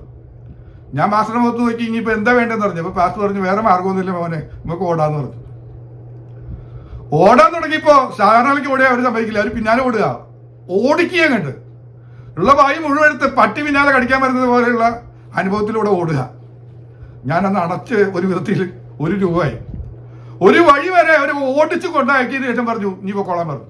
നീ ഈ ഭാഗത്ത് വന്നു കഴിഞ്ഞാൽ അടിച്ചു കൊല്ലും, ഇന്ന് ഈ ശിക്ഷയുള്ളൂ എന്ന് പറഞ്ഞു. സുവിശേഷം പറയാൻ പോയതാ, കഷ്ടമൊക്കെ വരുന്നേ. അനുഭവങ്ങളുണ്ട്. അടി കിട്ടിയവര്, കൈയും കാലും മുറിഞ്ഞു മാറ്റപ്പെട്ടവര്, രക്തസാക്ഷിയായത് എത്ര പേരാ. എന്താ ഈ കഷ്ടം അനുഭവിക്കാതിരിക്കുന്നതിന് കാരണം ചോദിച്ചാൽ സുവിശേഷം പറയുന്നില്ല. നമുക്ക് കഷ്ടം വേണ്ട, പക്ഷെ പറയാ അവിടെ 2 കാര്യം നമ്മൾ ചിന്തിക്കണം. സുവിശേഷം പറഞ്ഞാൽ അതിന്റെ മേലിൽ കഷ്ടം കിട്ടും. സുവിശേഷം പറയുന്നില്ലെങ്കിൽ കഷ്ടമല്ല കിട്ടാൻ പോകുന്നത്, അത് പലരും മറക്കുക. എന്താ കിട്ടാൻ പോകുന്നത്? അയ്യോ കഷ്ടം കിട്ടാൻ പോവുക. അയ്യോ എനിക്ക് വയ്യെന്ന് പറയുന്ന കഷ്ടം. മറ്റത് ഞാൻ ഓടി കിടത്തിച്ചു അണച്ചു, കുറച്ച് കഴിഞ്ഞപ്പോൾ ഒരു ആശ്വാസം കിട്ടി, അവിടെ കൊണ്ട് തീരും. എന്നാൽ സുവിശേഷം പറയാതിരിക്കുമ്പോൾ കിട്ടുന്ന കഷ്ടം അയ്യോ കഷ്ടം, അത് പലരും മനസ്സിലാക്കിയിട്ടില്ല. അതുകൊണ്ടാണ് പലരും ഇന്ന് അനുഭവിക്കുന്ന കഷ്ടം പറഞ്ഞിട്ട്, അയ്യോ ഈ കഷ്ടം പ്രാർത്ഥിച്ചിട്ടും മാറുന്നില്ലേ, വിടുതൽ കിട്ടുന്നില്ലേ, എനിക്കൊരു സ്വസ്ഥതയില്ലേ, ഇതെന്നെ കൊണ്ടേ പോവുള്ളേ എന്നൊക്കെ അറിയുന്നതിന് കാരണം എന്താ? കിട്ടിയിരിക്കുന്ന സാധനത്തിന്റെ പേരാണ് അയ്യോ കഷ്ടം. അത് ഏറ്റുവാങ്ങിയതാ, ദൈവം പ്രസാദിക്കുന്നതൊന്നുമല്ല. എന്നാൽ സുവിശേഷം അറിയിച്ചാൽ അവരെ കുറിച്ച് പറയുന്നതിന് പ്രതിഫലം ഉണ്ടെന്ന് പറഞ്ഞിരിക്കുന്നത്. നന്മ സുവിശേഷിക്കുന്നവരുടെ പാദം പർവ്വതങ്ങളിൽ എത്ര മനോഹരം എന്ന് പറഞ്ഞാൽ പാദം തൊട്ട് നിന്നെ അങ്ങ് അനുഗ്രഹിച്ച് തേജസ് നിറയ്ക്കുന്ന അനുഭവമാണ്, നന്മയാണ്. ഇതിനു വേണ്ടിയിട്ടാണ് കഷ്ടം തന്നത്. സുവിശേഷം അറിയിക്കുന്നതിൽ കഷ്ടം തന്നതെന്ന് വെച്ച് കഴിഞ്ഞാൽ ഇന്നൊന്ന് മനോഹര രൂപിയാക്കാനാ. ഇത് തിരിച്ചറിയാതെയാണ് നമ്മൾ സുവിശേഷം പറയാതിരുന്നത്. ഒന്നും കൂടെ ഞാൻ പറയാം. അപ്പോൾ അത് വിശദീകരിക്കുന്ന മറ്റൊരു ഭാഗമുണ്ട്, 2 കൊരിന്ത്യരിൽ നടക്കുന്നുണ്ട്. 1:8, 2 കൊരിന്ത്യർ 1:8. സഹോദരന്മാരെ, ആസ്തികൾ ഞങ്ങൾക്ക് ഉണ്ടായ കഷ്ടം നിങ്ങൾ അറിയാതിരിപ്പാൻ ഞങ്ങൾക്ക് മനസ്സില്ല. ആസ്തിയിൽ കഷ്ടം ഉണ്ടായിരുന്നു. അപ്പൊ നിങ്ങൾ പറഞ്ഞില്ലേ വാസ്തുക്കർക്ക് കഷ്ടം ഉണ്ടായെന്ന് പറഞ്ഞ് ഓടിച്ചു എന്നൊക്കെ പറഞ്ഞ് പറയേണ്ട കാര്യമുണ്ടോ? നിങ്ങളൊന്ന് അറിഞ്ഞിരിക്കണം, ഇങ്ങനെ കഷ്ടങ്ങളൊക്കെ കുറെ സഹിച്ചാണ് ക്രിസ്ത്യാനിറ്റി വന്നത്. പാസ്റ്ററായി സുവിശേഷം അറിയിക്കാൻ നടന്നു തുടങ്ങിയത് ദിവസം പരിശോധന നടത്താൻ പോകുമ്പോൾ ഉള്ള അനുഭവങ്ങൾ ധാരാളമാണ്. മുഖത്തടിക്കാൻ ആഞ്ഞടിക്കാൻ ഓടി വന്ന അനുഭവങ്ങൾ, പിടിച്ചുകൊണ്ടുപോയി കൊല്ലുന്ന് പറഞ്ഞ് ഒന്നുമല്ലാത്തടത്ത് കൊണ്ടുപോയി ഇരുത്തി ഭീഷണിപ്പെടുത്തിയതും ഉപദ്രവിച്ചതും ആ ഘട്ടങ്ങളൊക്കെ ധാരാളം കടന്നുപോയി. എന്താ കാരണം? ഇത് നിങ്ങളൊന്നും അറിയാതിരിക്കാൻ മനസ്സില്ല. എന്തുകൊണ്ടോന്നറിയോ? ജീവനോട് ഇരിക്കുമോ എന്ന് നിരാശ തോന്നുമാറ് ഞങ്ങൾ ശക്തിക്ക് മീതെ അത്യന്തം ഭാരപ്പെട്ടു. ഇത് എൻ്റെ കൂടെ അനുഭവം. ജീവിച്ചിരിക്കുമെന്ന് എനിക്ക് സംശയം വന്ന ഘട്ടം വന്നു. അവരത്രമാത്രം ഭീഷണിപ്പെടുത്തി, അത്രമാത്രം പ്രതിസന്ധി ഉണ്ടാക്കി. എന്നല്ല ഞാനത് പറഞ്ഞിട്ടുണ്ട്. ആ സമയത്ത് എനിക്ക് വേണ്ടി പ്രാർത്ഥിക്കാൻ ദൈവം ഒരു ഭക്തനെ ഒരുക്കി. അതുകൊണ്ട് ആ കെട്ടഴിഞ്ഞ് ഞാൻ അവിടെ നിന്ന് റിലീസായി പോരുവാനിട വന്നു. ദൈവക്കളെ, ജീവന് ഭയം തോന്നുന്ന ഘട്ടത്തിൽ, കൊന്നുകളയെന്ന് പറയുന്ന ഘട്ടത്തിലൊക്കെ എത്തിയിട്ടുണ്ട്. ഈ അനുഭവങ്ങളൊക്കെ സുവിശേഷം അറിയിക്കുന്നുണ്ടെങ്കിൽ മാത്രമേ ഉള്ളൂ. എന്തുകൊണ്ട് അറിയിച്ചു എന്ന് ചോദിച്ചു കഴിഞ്ഞാൽ, അയ്യോ ഘട്ടം വേണ്ട, പകരം പ്രയോജനമുള്ള ഘട്ടം മതി എന്ന് വിചാരിച്ച. ദൈവമക്കളെ, നമുക്ക് നല്ല ഘട്ടം വേണോ അയ്യോ ഘട്ടം വേണമെന്ന് ഇന്ന് തീരുമാനിക്കണം. ഒരു വരി രണ്ടു വരി ഒക്കെ ഒന്ന് പറയാനായിട്ട് തുടങ്ങുക. ഒന്നും പറ്റിയില്ലെങ്കിൽ ചിലരുടെ പേര് പറഞ്ഞെങ്കിലും ഒന്ന് പ്രാർത്ഥിക്കാൻ. ആരുടെ പേരാ? കൃപ വരാത്തവരുടെ പേര്. എപ്പോഴെങ്കിലും നമ്മൾ പ്രാർത്ഥിക്കുന്നുണ്ടോ? ഒന്ന് ഓർത്തു നോക്കി. ഞാൻ ഇപ്പോഴും എൻ്റെ കൂടെ പഠിച്ചവരുടെ പലരുടെയും പേര് ഞാൻ പറഞ്ഞ് പ്രാർത്ഥിക്കുക. അവരിപ്പോൾ എന്താ അവസ്ഥ എന്ന് പോലും എനിക്കറിയില്ല. പക്ഷേ അവർ കൃപ വന്നോ ഇല്ലെന്ന് പോലും അറിയില്ല. പക്ഷെ ഞാൻ അവർക്ക് വേണ്ടി പ്രാർത്ഥിച്ചുകൊണ്ടിരിക്കുക. അവരുടെ മുഖം ഓർമ്മ വരും, അവരുടെ പേര് ഓർമ്മ വരും. കാരണം എന്താ വെച്ചാൽ അവർ പലരും എന്നെ നിന്ദിച്ചതാ. ഞാനൊരു പെന്തക്കോസുകാരനെന്ന് പറഞ്ഞ് എന്നെ നിന്ദിച്ച പലരും ഉണ്ട്. സ്കൂളിലും കോളേജിലും ഒത്തിരി നിന്ന് സഹിച്ചിട്ടുണ്ട്. അപ്പൊ അവരുടെ മുഖമൊക്കെ ഓർമ്മ വരും, വചനം ധ്യാനിക്കുമ്പോഴൊക്കെ ഓർമ്മ വരും. ഒരു വരി രണ്ടു വരി ഞാൻ അവർക്ക് വേണ്ടി പ്രാർത്ഥിക്കും. കാരണം മനസ്സിനൊരു വിഷമ, കർത്താവേ അവരെ കൃപ വേണം. ഞാൻ ഒന്നും കൂടെ എടുത്ത് പറയാറുണ്ട്. ചിലർക്ക് അസൂയായിട്ട് നമ്മൾ മാത്രം സ്വർഗത്തിൽ പോയാൽ മതി, മറ്റാരും സ്വർഗത്തിൽ പോകണ്ടെന്നുള്ള ചിന്താധാരണ ചിലർ പ്രാർത്ഥിക്കാം. ഞാൻ പറയുന്നത് കർത്താവെ അവർ നിത്യതയിൽ കാണണമെന്ന് ഞാൻ പറയുന്നു. നിത്യതയിൽ അവരുടെ മുഖം ഒന്ന് കാണാൻ പറ്റണമെന്നാണ് ഞാൻ പ്രാർത്ഥിക്കുന്നത്. നമ്മൾ സഹോദരന്മാർക്ക് മറ്റുള്ളവർക്ക് വേണ്ടി പ്രാർത്ഥിക്കുമ്പോൾ, വയസ്സായവർക്ക് വേണ്ടി പ്രാർത്ഥിക്കുമ്പോൾ പോലും ഞാൻ വളരെ ശ്രദ്ധിച്ചിട്ടുണ്ട്. ഒരു അസൂയ ഉണ്ടോ എന്നൊരു തോന്നൽ തോന്നാറുണ്ട്. ഒരു വാചകം ചേർത്ത് വായിച്ചോട്ടെ, കർത്താവെ അവരെ മഹത്വത്തിൽ അവർ കാണത്തക്ക വണ്ണം കർത്താവെ ഒരുക്കിയെടുക്കണമേ, കർത്താവെ നിത്യത്തിൽ അവരുണ്ടാവണമെന്നൊരു വരി പ്രാർത്ഥിച്ചൂടെ? മനസ്സില്ലേ? എന്താ കാരണം എന്നറിയോ? മലയാളിക്ക് പ്രത്യേകിച്ചും അസൂയുണ്ട്. നമ്മളൊരു നന്മ അനുഭവിക്കുകയാണെങ്കിൽ ആ നന്മ മറ്റാരും അനുഭവിക്കരുത്. അങ്ങനെ പറയരുത് ദൈവമക്കളെ, നമുക്കങ്ങനെ പാടില്ല. ഇനി ആറാമത്തെ കാര്യം പറയാം. യോഹന്നാന്റെ സുവിശേഷം 16:33 ആദ്യം വായിച്ചതാ. യേശുക്രിസ്തു പറഞ്ഞു, നിങ്ങൾക്ക് എന്നിൽ സമാധാനം ഉണ്ടാകേണ്ടത് ഞാനിന്ന് നിങ്ങളോട് സംസാരിച്ചിരിക്കുന്നു. ലോകത്തിൽ നിങ്ങൾക്ക് കഷ്ടമുണ്ട്, എങ്കിൽ ധൈര്യപ്പെടുവീൻ, ഞാൻ ലോകത്തെ ജയിച്ചിരിക്കുന്നു എന്ന് പറഞ്ഞു. റോമാലേഖനം 8-ാം വാക്യത്തിൽ വായിക്കുന്നുണ്ട്, ഈ കാലഘട്ടത്തിലെ കഷ്ടങ്ങൾ എന്ന് പറയുന്നത്. എന്ന് പറഞ്ഞാൽ ഞാൻ ഒന്നുകൂടെ വ്യക്തമാക്കാം. ഭൂമിയിലാണോ വിശ്വാസി ജീവിക്കുന്നത് എങ്കിൽ ഭൂമിയിലുള്ള സകല ഘട്ടങ്ങളിലൂടെയും പോകേണ്ടി വരും. കൊറോണ വൈറസ് റോട്ടിൽ കൂടെ പോണ നേരത്ത് നിന്റെ വീട് ഒഴിവാക്കിയിട്ട് പോകുന്നൊന്നും പ്രതീക്ഷിക്കേണ്ട, ചിലപ്പോൾ വന്ന് കയറിയെന്ന് വരും. പകർച്ചവ്യാധികൾ ഇങ്ങനെ പോയിക്കൊണ്ടിരിക്കുന്ന സമയത്ത് നിന്റെ വീടിന്റെ കട്ടളക്കാലിന്റെ മുകളില് രക്തത്തിന്റെ അടയാളം ഉണ്ടോ എന്ന് നോക്കിയിട്ട് കയറാതിരിക്കുന്നൊക്കെ പറഞ്ഞ് പ്രസംഗിക്കാനേ പറ്റുള്ളൂ. ലോകത്തിലാണോ നിങ്ങൾ ജീവിക്കുന്നത്? ഇന്ന് അങ്ങനത്തെ പ്രത്യേക മുദ്രയൊന്നും നിന്റെ വീടിന് മുകളിൽ വെച്ചിട്ടില്ല. വിശ്വാസത്തിൽ കാണുക ഏറ്റെടുക്കുകയും ചെയ്തുകൊണ്ട് ഒരു ദോഷവും ഇല്ല. താനും നല്ലത് തന്നെ. എന്നാലും ഞാൻ പറയുക, ഇതൊക്കെ നമ്മുടെ വീട്ടിൽ നിന്ന് കയറാമെന്ന കർത്താവ് പറഞ്ഞിരിക്കുക. പ്രൊട്ടക്ട് ചെയ്തോളണമെന്ന് ഓരോ നിർബന്ധമില്ല. പ്രകൃതി ദുരന്തങ്ങൾ, കഷ്ടങ്ങൾ, വെള്ളപ്പൊക്കം വന്ന സമയത്ത് എന്നൊരു സ്നേഹിതൻ പറഞ്ഞു, ബേസ്മെന്റ് മുഴുവൻ നാശമായി പോയി. ബേസ്മെന്റ് നാശമായി പോയി എന്ന് പറഞ്ഞു കഴിഞ്ഞാൽ ബേസ്മെന്റിലായിരുന്നു പ്രധാനപ്പെട്ട എല്ലാ സൗകര്യങ്ങളും ഉണ്ടായിരുന്നു. ഹോം തിയേറ്ററും എല്ലാ പരിപാടികളും ഉണ്ടായിരുന്ന സെറ്റിങ്സും മൊത്തം നശിച്ചുപോയി. അവിടെ പോയിരുന്നായിരുന്നു ആശ്വസിച്ചുകൊണ്ടിരുന്ന സ്ഥലം, അത് മൊത്തം പോയി. ഇത് നിന്റെ വീട്ടിലും കയറി വരും. അവർക്ക് മാത്രമല്ല, നിന്നെ ഒഴിവാക്കിയെന്ന് വരണമെന്ന് നിർബന്ധമൊന്നുമില്ല. വീട്ടിലൊക്കെ വന്നെന്ന് വരാം. ഇതാ കർത്താവ് പറഞ്ഞത്. പകർച്ചവ്യാധി വരാം, പ്രകൃതിക്ഷോഭം വരാം, അപകടങ്ങൾ വരാം, അനർത്ഥം വരാം. നമ്മുടെ വണ്ടി ഇടിക്കില്ല എന്നൊന്നും ഗ്യാരണ്ടി ഒന്നുമില്ല. സംഭവിക്കാം, വന്നിടിച്ചു എന്ന് വരാം. ഒന്നും കൂടെ പറയാം, ഭൂമിയിലായിരിക്കുമ്പോൾ സാമ്പത്തിക ഞെരുക്കം ഉണ്ടാവാം, രോഗങ്ങളും ഒക്കെ വരാന്നേ. ഇതിനൊന്നും ഒഴിവാക്കി തന്നിട്ടില്ല. ഇതെല്ലാം അനുഭവിച്ച് വിശ്വാസത്തോടെ ജീവിക്കണം. ഇതെല്ലാം നീ അനുഭവിക്കേണ്ടി വരുമ്പോൾ അവിടെ പറയുന്നുണ്ട് എന്താ സംഭവം എന്ന് പറയാം. അതെന്തിനാ ഇങ്ങനെ ഈ കട്ടമൊക്കെ നിനക്ക് തന്നേണെന്ന് ചോദിച്ചു കഴിഞ്ഞാൽ, എന്നിൽ സമാധാനം ഉണ്ടാകേണ്ടത് എന്ന് പറഞ്ഞാൽ യേശു ക്രിസ്തുവിനുള്ള സമാധാനം എന്താണെന്ന് അനുഭവിച്ചറിയാൻ പറ്റുന്നത് ഈ കട്ടങ്ങൾ വീട്ടിൽ വന്ന് കയറുമ്പോഴാണ്. ഇനി വ്യക്തമാക്കി വേണമെങ്കിൽ പറയാം. അതായത് നിങ്ങൾക്ക് എന്നിൽ സമാധാനം ഉണ്ടാകേണ്ടത്. കർത്താവ് പറഞ്ഞ എന്താ, അധ്വാനിക്കുന്നവരും ഭാരം ചുമക്കുന്നവരാണ് നിങ്ങളെല്ലാവരും എൻ്റെ അടുക്കൽ വരുവിൻ, ഞാൻ നിങ്ങളെ ആശ്വസിപ്പിച്ചിരിക്കുന്നു. സൗമ്യതയും താഴ്മയുള്ളവൻ എന്നോട് ചേർന്ന് പഠിപ്പിൻ. സൗമ്യതയും താഴ്മയുള്ളവൻ നമ്മുടെ കർത്താവ്, അവനോട് ചേർന്ന് പഠിപ്പിൻ, എന്നാൽ നിങ്ങളുടെ ആത്മാക്കൾക്ക് ആശ്വാസം ലഭിക്കും. അപ്പൊ ഈ ക്രിസ്തീയ ജീവിതത്തിൽ നമുക്ക് ആശ്വാസവും സമാധാനവുമാണ് വലിയ നേട്ടം. ഇത് വലിയ അളവിൽ ലഭിക്കുന്നത് എപ്പോഴാന്ന് വെച്ച് കഴിഞ്ഞാൽ ഈ ലോകത്തിലുള്ള ഘട്ടം നിന്റെ വീട്ടിൽ കൂടെ വരുമ്പോഴാണ്. ഈ രക്തം കൊണ്ട് മുദ്രയിട്ടിട്ട് ഇതങ്ങോട്ട് ഒഴിവായി പോയവർക്ക് ഇതൊന്നും കിട്ടില്ല. അവരുടെ വീട്ടിൽ വീണ്ടും അസമാധാനം വരും, ആശ്വാസമില്ലാത്ത പ്രശ്നങ്ങൾ വരും. അത് നമ്മൾ തിരിച്ചറിയില്ല. അവരുടെ വീട്ടിൽ അത് ഒഴിവായി പോയി, ഒരു കുഴപ്പമുണ്ടായില്ല. നിങ്ങൾ ദൈവമക്കളായ കാരണം ഉരുളൊട്ടിയപ്പോൾ ഉരുണ്ടുരുണ്ട് പോയ കാലിൽ ഞങ്ങളുടെ വീട്ടിൽ സൈഡിൽ കൂടെ അങ്ങ് പോയി. ഒരു കുഴപ്പമില്ല, രക്ഷപ്പെട്ടു. നല്ല കാര്യം, ദൈവിക രക്ഷ ഞാൻ നിന്ദിക്കുന്നതല്ല കേട്ടോ. ഒരു കാര്യം പറയാ, മറ്റൊരു ഭക്തന്റെ വീടിന്റെ മുന്നിൽ കൂടെ ഈ കല്ല് ഉരുണ്ട് വന്ന് വീടിന്റെ ഒരു സൈഡ് മുഴുവൻ അങ്ങ് ഇടിച്ചു കൊണ്ടുപോയി. പൊളിഞ്ഞു പോയി, ഞാൻ വീട്ടിൽ താമസിക്കാൻ പറ്റില്ല. പക്ഷെ ഞാൻ പറയുന്നത്, പൊളിഞ്ഞു പോയ വീട്ടിലെ ഭക്തനെയും ദൈവം മാനിച്ചിരിക്കുക. അവൻ അടുത്ത നിമിഷം സമാധാനം അനുഭവിക്കാൻ പോവുക.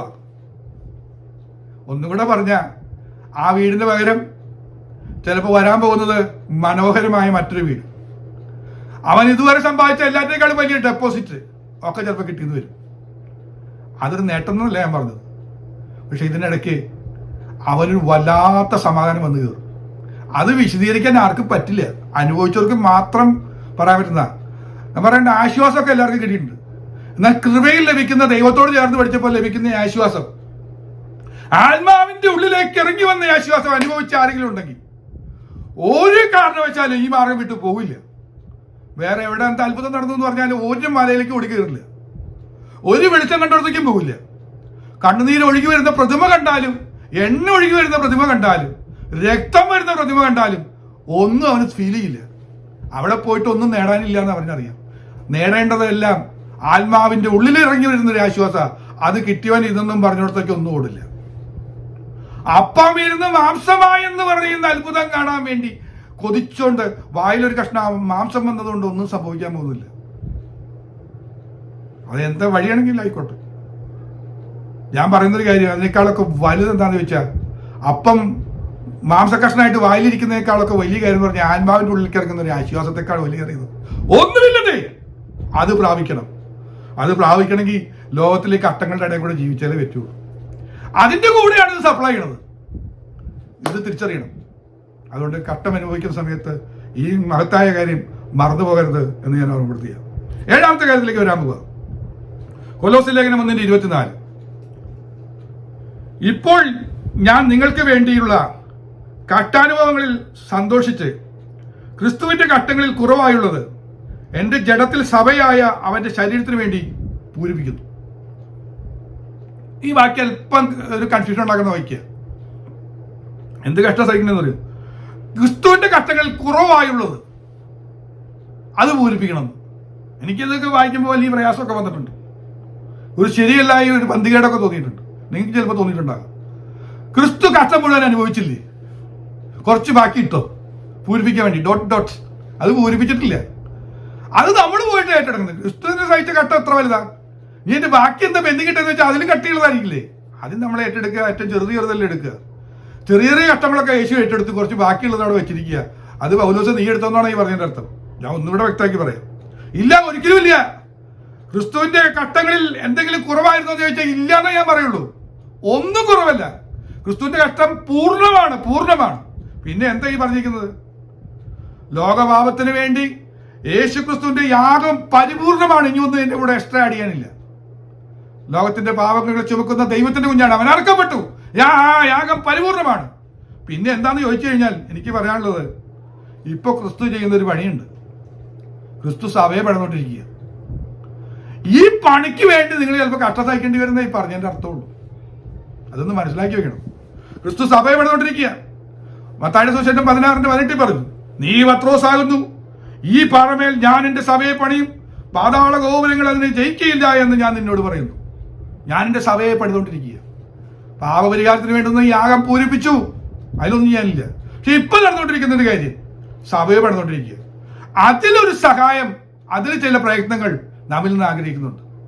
അതാ പൗലോസ് പറഞ്ഞത്, ഞാൻ ഈ സഭ പണിയാൻ വേണ്ടിയൊക്കെ നടക്കുമ്പോൾ ഉണ്ടാകുന്ന കഷ്ടങ്ങളാണ്, അത് ഞാൻ സഹിക്കുന്നതെന്ന് പറഞ്ഞു. എഫേസ്യ ലേഖനം 2-ാമത്തെ അധ്യായത്തിൽ അതിന്റെ മറ്റൊരു വിശദീകരണോട് കിടക്കുന്നുണ്ട്. 2:19 തൊട്ട് നമ്മൾ വാക്യം ഇങ്ങനെ കാണാനായിട്ട് കഴിയുന്നു. 22 വരെയുള്ള വാക്യങ്ങൾ. ആകയാൽ നിങ്ങൾ ഇനി അന്യന്മാരും പരദേശികളുമല്ല, വിശുദ്ധന്മാരുടെ പൗരന്മാരും ദൈവത്തിന്റെ പൗരക്കാരും അത്രേ. നമ്മളിപ്പോൾ പൗരക്കാരും സഹപൗരന്മാരും ഒക്കെ ആയിട്ട് ഇവിടെ ഈ പരിപാടിയിലേക്ക് നമ്മൾ ചേർന്ന് കഴിഞ്ഞു. ക്രിസ്തുയേശു തന്നെ മൂലക്കല്ലായിരിക്കെ നിങ്ങളെ അപ്പോസ്തലന്മാരും പ്രവാചകന്മാരും എന്ന അടിസ്ഥാനത്തിന്മേൽ പണിതിരിക്കുന്നു. പണിതുകൊണ്ടിരിക്കുക. അവനിൽ കെട്ടിടം മുഴുവനും യുക്തമായി ചേർന്ന്, കെട്ടിടപ്പണി നടന്നുകൊണ്ടിരിക്കുക എന്ന് പറഞ്ഞു, യുക്തമായി ചേർന്ന് കർത്താവിൽ വിശുദ്ധ മന്ദിരമായി വളരുന്നു. അവനിൽ നിങ്ങളെയും ദൈവത്തിന്റെ നിവാസമാകേണ്ടതിന് ആത്മാവിനാൽ ഒന്നിച്ച് പണിത് കഴിഞ്ഞു എന്നല്ല എഴുതിയിരിക്കുന്നത്, പണിത് വരുന്നു എന്ന് എഴുതിയിരിക്കുന്നു. ഈ പണിയുടെ കാര്യം പറയുന്നു. ഈ പണിക്ക് വേണ്ടി ചിലപ്പോൾ കുറച്ച് കട്ടമൊക്കെ ഈ വകയിൽ ദൈവനാമത്തിന് വേണ്ടി ദൈവസഭയുടെ പണിയുടെ നിമിത്തം ചിലപ്പോൾ വരും. ഏത് കർത്തൃദാസന്മാരോട് ചോദിച്ചാലും സുവിശേഷത്തിന് വേണ്ടി ഇറങ്ങി തിരിച്ച കർത്തൃദാസന്മാരൊക്കെ ദൈവസഭ പണിയാൻ, ഭൗതികമായി പണിയാൻ കല്ലൊക്കെ എടുത്ത് ചോന്നവരും ശിവനിയാക്കി നോക്കിയവരൊക്കെയാണ്. ധാരാളം അനുഭവം എനിക്ക് പറയാറുണ്ട്. ഒന്നും പറയേണ്ട ഒരു കാര്യമില്ല, അറിയാം. എന്നാൽ അതിനേക്കാൾ ഉപരിയായിട്ട് മാനസിക സംഘർഷങ്ങൾ എത്ര ഏറ്റെടുക്കണമെന്നുണ്ട് സഭയെ നിലനിർത്താൻ വേണ്ടി. പൊളിഞ്ഞു പോകുന്ന സിറ്റുവേഷൻ വന്നപ്പോൾ ത്യാഗം സഹിച്ച് ഇട്ടിവിൽ നിന്ന് അധ്വാനിക്കേണ്ടിയും പ്രവർത്തിക്കേണ്ടിയും വന്ന കയറി ഇറങ്ങി സംസാരിച്ച് ബോധവൽക്കരണം നടത്തേണ്ടുന്ന സിറ്റുവേഷനൊക്കെ വരും. അതുപോലെ ഉണ്ടാകുന്ന പ്രതിസന്ധികൾ ഇറക്കി വിടുന്ന അനുഭവങ്ങളും കാര്യങ്ങളൊക്കെ വന്നിട്ടുണ്ടാകും. ദൈവസഭയുടെ ഒരു പണിയുടെ ഘട്ടത്തിൽ സ്ഥലം മേടിച്ച് തുടങ്ങിയ സമയത്ത് വലിയ പ്രതികൂലങ്ങളുണ്ടായി. RSSകാരൊക്കെ വന്ന് പ്രതികൂലങ്ങളുണ്ടാക്കി. വല്ലാത്ത പ്രതികൂലം വന്നു. കേസ് കൊടുത്തു. എനിക്ക് എൻ്റെ പേരിൽ പോലീസ് സ്റ്റേഷനിൽ കേസ് കൊടുത്തു. പക്ഷെ പോലീസുകാരൻ SI വളരെ ക്രൂരനായ ഒരു മനുഷ്യനായിരുന്നു. എന്നോട് അറിഞ്ഞവരൊക്കെ വിളിച്ചു പറഞ്ഞു, എന്തെങ്കിലും മാർഗം നോക്കിക്കോ, വിളിച്ചു വന്നു കഴിഞ്ഞാൽ വന്നയാളെ 2 ഇട്ട് കൊടുക്കാതെ അയാൾ സംസാരിക്കില്ല എന്ന് പറഞ്ഞു. ഇടി കിട്ടാൻ തയ്യാറായിക്കോ എന്നൊക്കെ പറഞ്ഞ് കുറെ പേര് എന്നെ ഇങ്ങനെ ആശ്വസിപ്പിച്ചതാട്ടോ. അതിൻ്റെ അയാളുടെ ഭീകരതയും രൂപങ്ങളൊക്കെ പറഞ്ഞത്. പക്ഷെ ഭയത്തിനെ അയാളെ പരാതി മേടിച്ച് അത് മുനിസിപ്പാലിറ്റിക്ക് കൈമാറി. മുനിസിപ്പാലിറ്റി ആക്ഷൻ എടുത്തോളാൻ പറഞ്ഞു. അതൊരു മാറ്റമായി കിട്ടി. അതിൻ്റെ പേരിൽ അവരെ ഒരു കമ്മീഷനെ വെക്കുകയും ചോദ്യം ചെയ്യാൻ വിളിക്കുകയൊക്കെ ചെയ്യുന്ന കണ്ടീഷനൊക്കെ വന്നു. ഈ സമയത്ത് ഈ പ്രതിസന്ധി പരിഹരിക്കാൻ വേണ്ടി എനിക്ക് ശത്രുവായിരുന്ന സകല വീട്ടിലും 38 വീട്ടുകാരാണ് ഒപ്പിട്ട് കൊടുത്ത പരാതി. അവരുടെ അത്രയും വീട്ടില് ഈ പ്രതിസന്ധി എനിക്കറിയാം, എന്ത് സംഭവിക്കുന്ന അറിയാമോ. എങ്കിലും ഞാനും എൻ്റെ മിസ്സസും കൂടെ ആ വീടുകളിലൊക്കെ പോയി അവരെ കാര്യങ്ങൾ തെരിപ്പെടുത്തി അവരെ ആ പരാതിയിൽ നിന്ന് പിന്മാറ്റിയെടുക്കാനായിട്ട് പ്രയത്നം ചെയ്യേണ്ടി വന്നു. അതാ പറഞ്ഞത്, ചിലതൊക്കെ അധ്വാനിക്കേണ്ടി വരും, ചിലത് പൂർണ്ണമാക്കേണ്ടി വരും എന്ന് ഓർമ്മപ്പെടുത്തുന്നു. അപ്പൊ സഭയുടെ പണിക്ക് വേണ്ടി പല വിധത്തിലുള്ള ഘട്ടങ്ങൾ ചിലപ്പോൾ നമ്മൾ സഹിക്കേണ്ടി വരും. അത് ദൈവം നമ്മെ ഏൽപ്പിച്ചിട്ടുള്ളൊരു കാര്യമാണ്. ഇനി ചില കാര്യങ്ങളൂടെ ഞാൻ പെട്ടെന്ന് ഓർമ്മപ്പെടുത്താം. അതിനുശേഷം വേണം ഇതിന്റെ ഫൈനൽ ഭാഗത്തിലേക്ക് പറയാനായിട്ട് പോകുന്നു. 8ാമത്തെ കാര്യം സങ്കീർത്തനം 9:13 പറയുന്നു, എന്നെ പകയ്ക്കുന്നവരാൽ എനിക്ക് നേരിടുന്ന കഷ്ടം നോക്കണമേ. ഇപ്പൊ ദൈവമക്കളെ സംബന്ധിച്ച് മറ്റൊരു ഘട്ടമുണ്ട്. പകയ്ക്കുന്നവരാൽ എനിക്ക് നേരിടുന്ന കഷ്ടം നോക്കണമേ. അത് വിശദീകരണം പറയാതെ പെട്ടെന്ന് വേണമെങ്കിൽ ഞാൻ പറയാം. ഒരു ഉദാഹരണം പറഞ്ഞിട്ട് വിശദീകരിക്കേണ്ട കാര്യമില്ല. ഉദാഹരണം പറയുമ്പോഴേ പെട്ടെന്ന് കിട്ടും. ദാനിയേൽ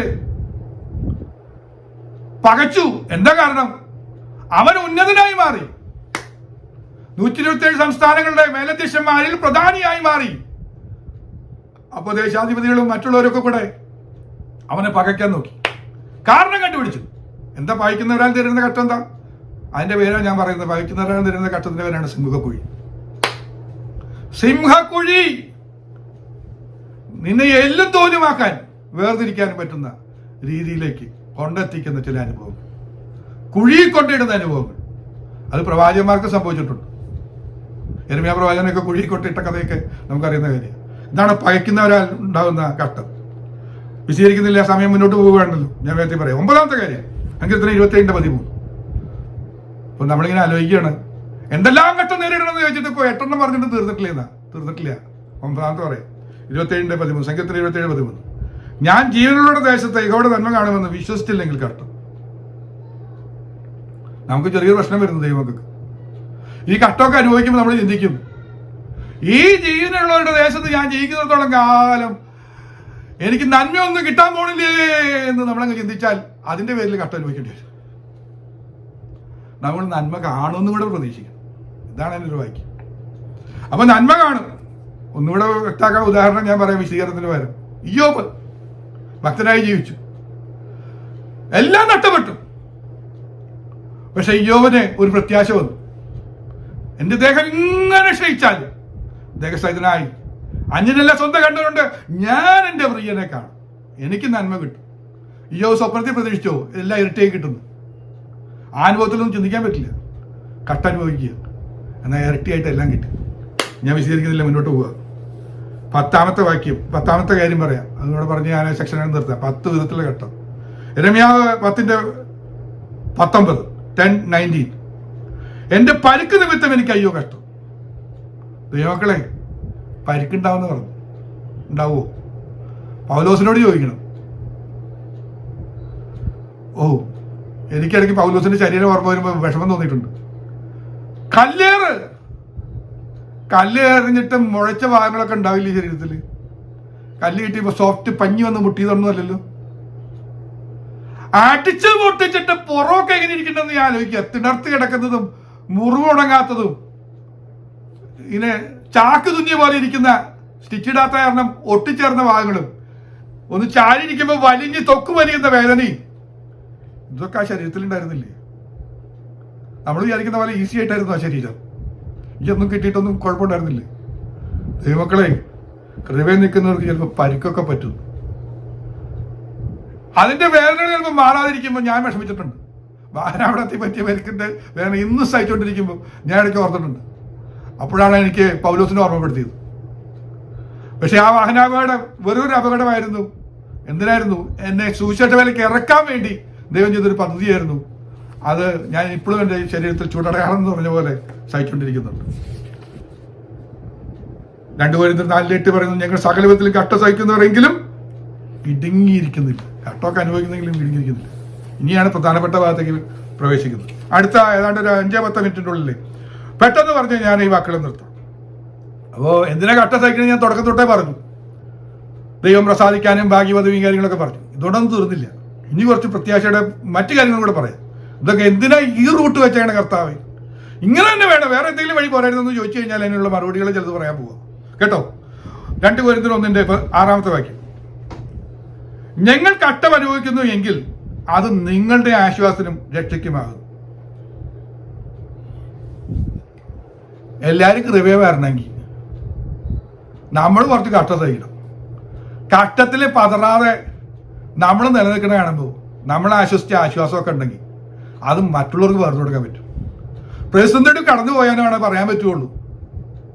എനിക്ക് ഈ പ്രതിസന്ധി ഉണ്ടായിരുന്നു, എന്നിട്ട് ഞാൻ അതിനെ ജയിച്ചില്ല, ഞാൻ എത്ര സന്തോഷത്തോടെ നടക്കണേ. നിനക്ക് അങ്ങനെ ആവാം, നീ ഒന്ന് പ്രാർത്ഥിച്ച് ഞാൻ നിനക്ക് വേണ്ടി ഒന്ന് പ്രാർത്ഥിക്കാന്നൊക്കെ പറയും. അവർക്കൊരു ആശ്വാസം കിട്ടും. ഒരു കുളിര് കോരിയിടുന്ന പോലെ അപ്പൊ തന്നെ അവരിലേക്കൊരു സന്തോഷവും ചൈതന്യം വന്ന് കയറും. അവിടെ പറയുന്നതാണ്, നിങ്ങളുടെ ആശ്വാസം ഞങ്ങൾ കട്ടനുഭവിക്കുന്നത് മറ്റുള്ളവർക്ക് ആശ്വാസം കിട്ടാനാണ്. രക്ഷയ്ക്ക് അവർ കൃപയെ വരണമെങ്കിൽ നീ കട്ടം കൂടി പോകാതെ നീന ധനവാനായി പോയതിന്റെ പേരിലാണെങ്കിൽ ആരും കൃപ വരില്ല. മറ്റുള്ളവർക്ക് ആശ്വാസമാകും. ഞങ്ങൾക്ക് ആശ്വാസം വരുന്നു എങ്കിൽ അത് ഞങ്ങൾ സഹിക്കുന്ന കട്ടങ്ങൾ തന്നെ ഞങ്ങൾക്കും ആശ്വാസം കിട്ടുമെന്ന് പറയുന്നത്. ഞങ്ങൾ കട്ടം സഹിക്കുമ്പോൾ ഞങ്ങൾക്ക് ആശ്വാസം കിട്ടുന്നുണ്ട്. ആ ആശ്വാസം കിട്ടിയെങ്കിലേ മറ്റുള്ളവർക്ക് കൊടുക്കാൻ പറ്റുള്ളൂ.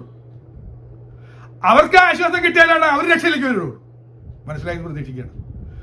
നമ്മൾ കഷ്ടം അനുഭവിക്കുമ്പോൾ അതിൻ്റെ കൂടെ ഫ്രീ ആയിട്ട് എന്ത് തരും? ആശ്വാസം തരും. നമുക്ക് ആശ്വാസം തരുന്നത് സ്പ്ലെൻഡായിട്ട് തരികയാണ്, വളരെ അധികം തരികയാണ്. എ ലോട്ട് ഓഫ് അങ്ങ് കുന്നുകൂട്ടി തരികയാണ്. ഇത്രയൊന്നും ആശ്വാസം പ്രതീക്ഷിച്ചിട്ടില്ല. അതിന്ന് പകുത്തു കൊടുക്കാൻ തുടങ്ങുക നമ്മൾ. ഇത്രയും ആശ്വാസം കിട്ടിയെന്ന് എനിക്ക് ആ സമയത്ത് കിട്ടിയൊരു വാക്യമുണ്ടല്ലോ, ഞാനത് തുള്ളിച്ചാടി എഴുന്നേറ്റോടി. ഇത് നമുക്ക് കിട്ടിയ പ്രയോജന, ഇത് നമ്മൾ ഷെയർ ചെയ്യും. അപ്പൊ അവർക്ക് ആശ്വാസം കിട്ടും. അപ്പൊ അവർക്ക് വചനം കേൾക്കണം എന്ന് പറഞ്ഞ് പിന്നെയും വിളിക്കാൻ തുടങ്ങും. അവർ രക്ഷയിലേക്കും വരും. ഇതാണ് ദൈവത്തിന്റെ പദ്ധതി. അവിടെ പറയാണ്, നിങ്ങളും സഹിക്കുന്ന കഷ്ടങ്ങൾ തന്നെ നിങ്ങൾ സഹിക്കുന്നതിൽ നിങ്ങളുടെ ആശ്വാസനായി ഫലിക്കുന്നു എന്നാ പറയുന്നത്. ഇത് ഫലിക്കുന്ന പറഞ്ഞു. ഒന്നാലോചിക്കേ. അപ്പോൾ കർത്താവിന്റെ ഈ പദ്ധതി വെറും നമ്മളെ പീഡിപ്പിക്കാൻ വേണ്ടിയുള്ള പദ്ധതിയൊന്നുമല്ല. ഇതിൽ ദൈവത്തിന്റെ ഒരു വലിയ പ്രോജക്റ്റ് നടക്കുന്നുണ്ട്, അനേരെ കൃപയെ കൊണ്ടുവരാൻ വേണ്ടി. ഇനി 2ാമത്തെ കാര്യം പറയാം, ഇനി വിശദീകരിക്കാൻ സമയമില്ല, നിങ്ങൾ തന്നെ ധ്യാനിക്കും. 2ാമത്തെ കാര്യം റോമാലേഖനം 8:18. നമ്മിൽ വെളിപ്പെടുവാനുള്ള തേജസ് വിചാരിച്ചാൽ ഈ കാലത്തിലെ കഷ്ടങ്ങൾ സാരമില്ല എന്ന് ഞാൻ എണ്ണുന്നു. ഈ കാലത്തിലെ കഷ്ടങ്ങൾ തീർന്നു എന്നല്ല പറയുന്നത്.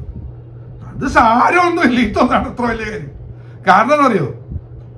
പാപം ചെയ്ത ദൈവദേശത്ത് നഷ്ടപ്പെടും. നമുക്ക് തേജസ് വല്ലതും ഉണ്ടാവുമെന്ന് വെച്ച് കഴിഞ്ഞാൽ ദിവസവും വന്നു ചേരുന്ന പാപങ്ങൾ, സംസാരത്തിൽ, ചിന്തയിൽ, നോട്ടത്തിൽ, പെരുമാറ്റത്തിൽ എന്ന് വേണ്ട പല വിധത്തിലും അല്പസല്പമായിട്ട് വന്നു കയറിയാലും ചെറിയ പാപം വലിയ പാപം എന്നൊന്നുമില്ല. പാപം പാപം തന്നെയാണ്. പാപം പാപം തന്നെയാണ്.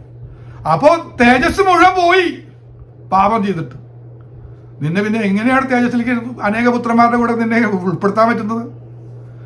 അപ്പൊ നിന്നെ ഉൾപ്പെടുത്താൻ ഉദ്ദേശിച്ചിട്ടുണ്ടെങ്കിൽ കട്ട തരും. നീ കട്ട സഹിച്ചെന്നുള്ള പേരിൽ നിനക്ക് കുറച്ച് തേജസ് വേറെ തരിക. ഇതാണ് ദൈവം ചെയ്യുന്ന പദ്ധതി. ദൈവമക്കളെ, അതുകൊണ്ട് സാരമില്ല എന്നുണ്ടെന്ന്. ഇതൊന്നും സാരമില്ല, കട്ട സഹിച്ചാലും വേണ്ടില്ല, എനിക്ക് കിട്ടാൻ വേണം തേജസ് ഉണ്ടല്ലോ.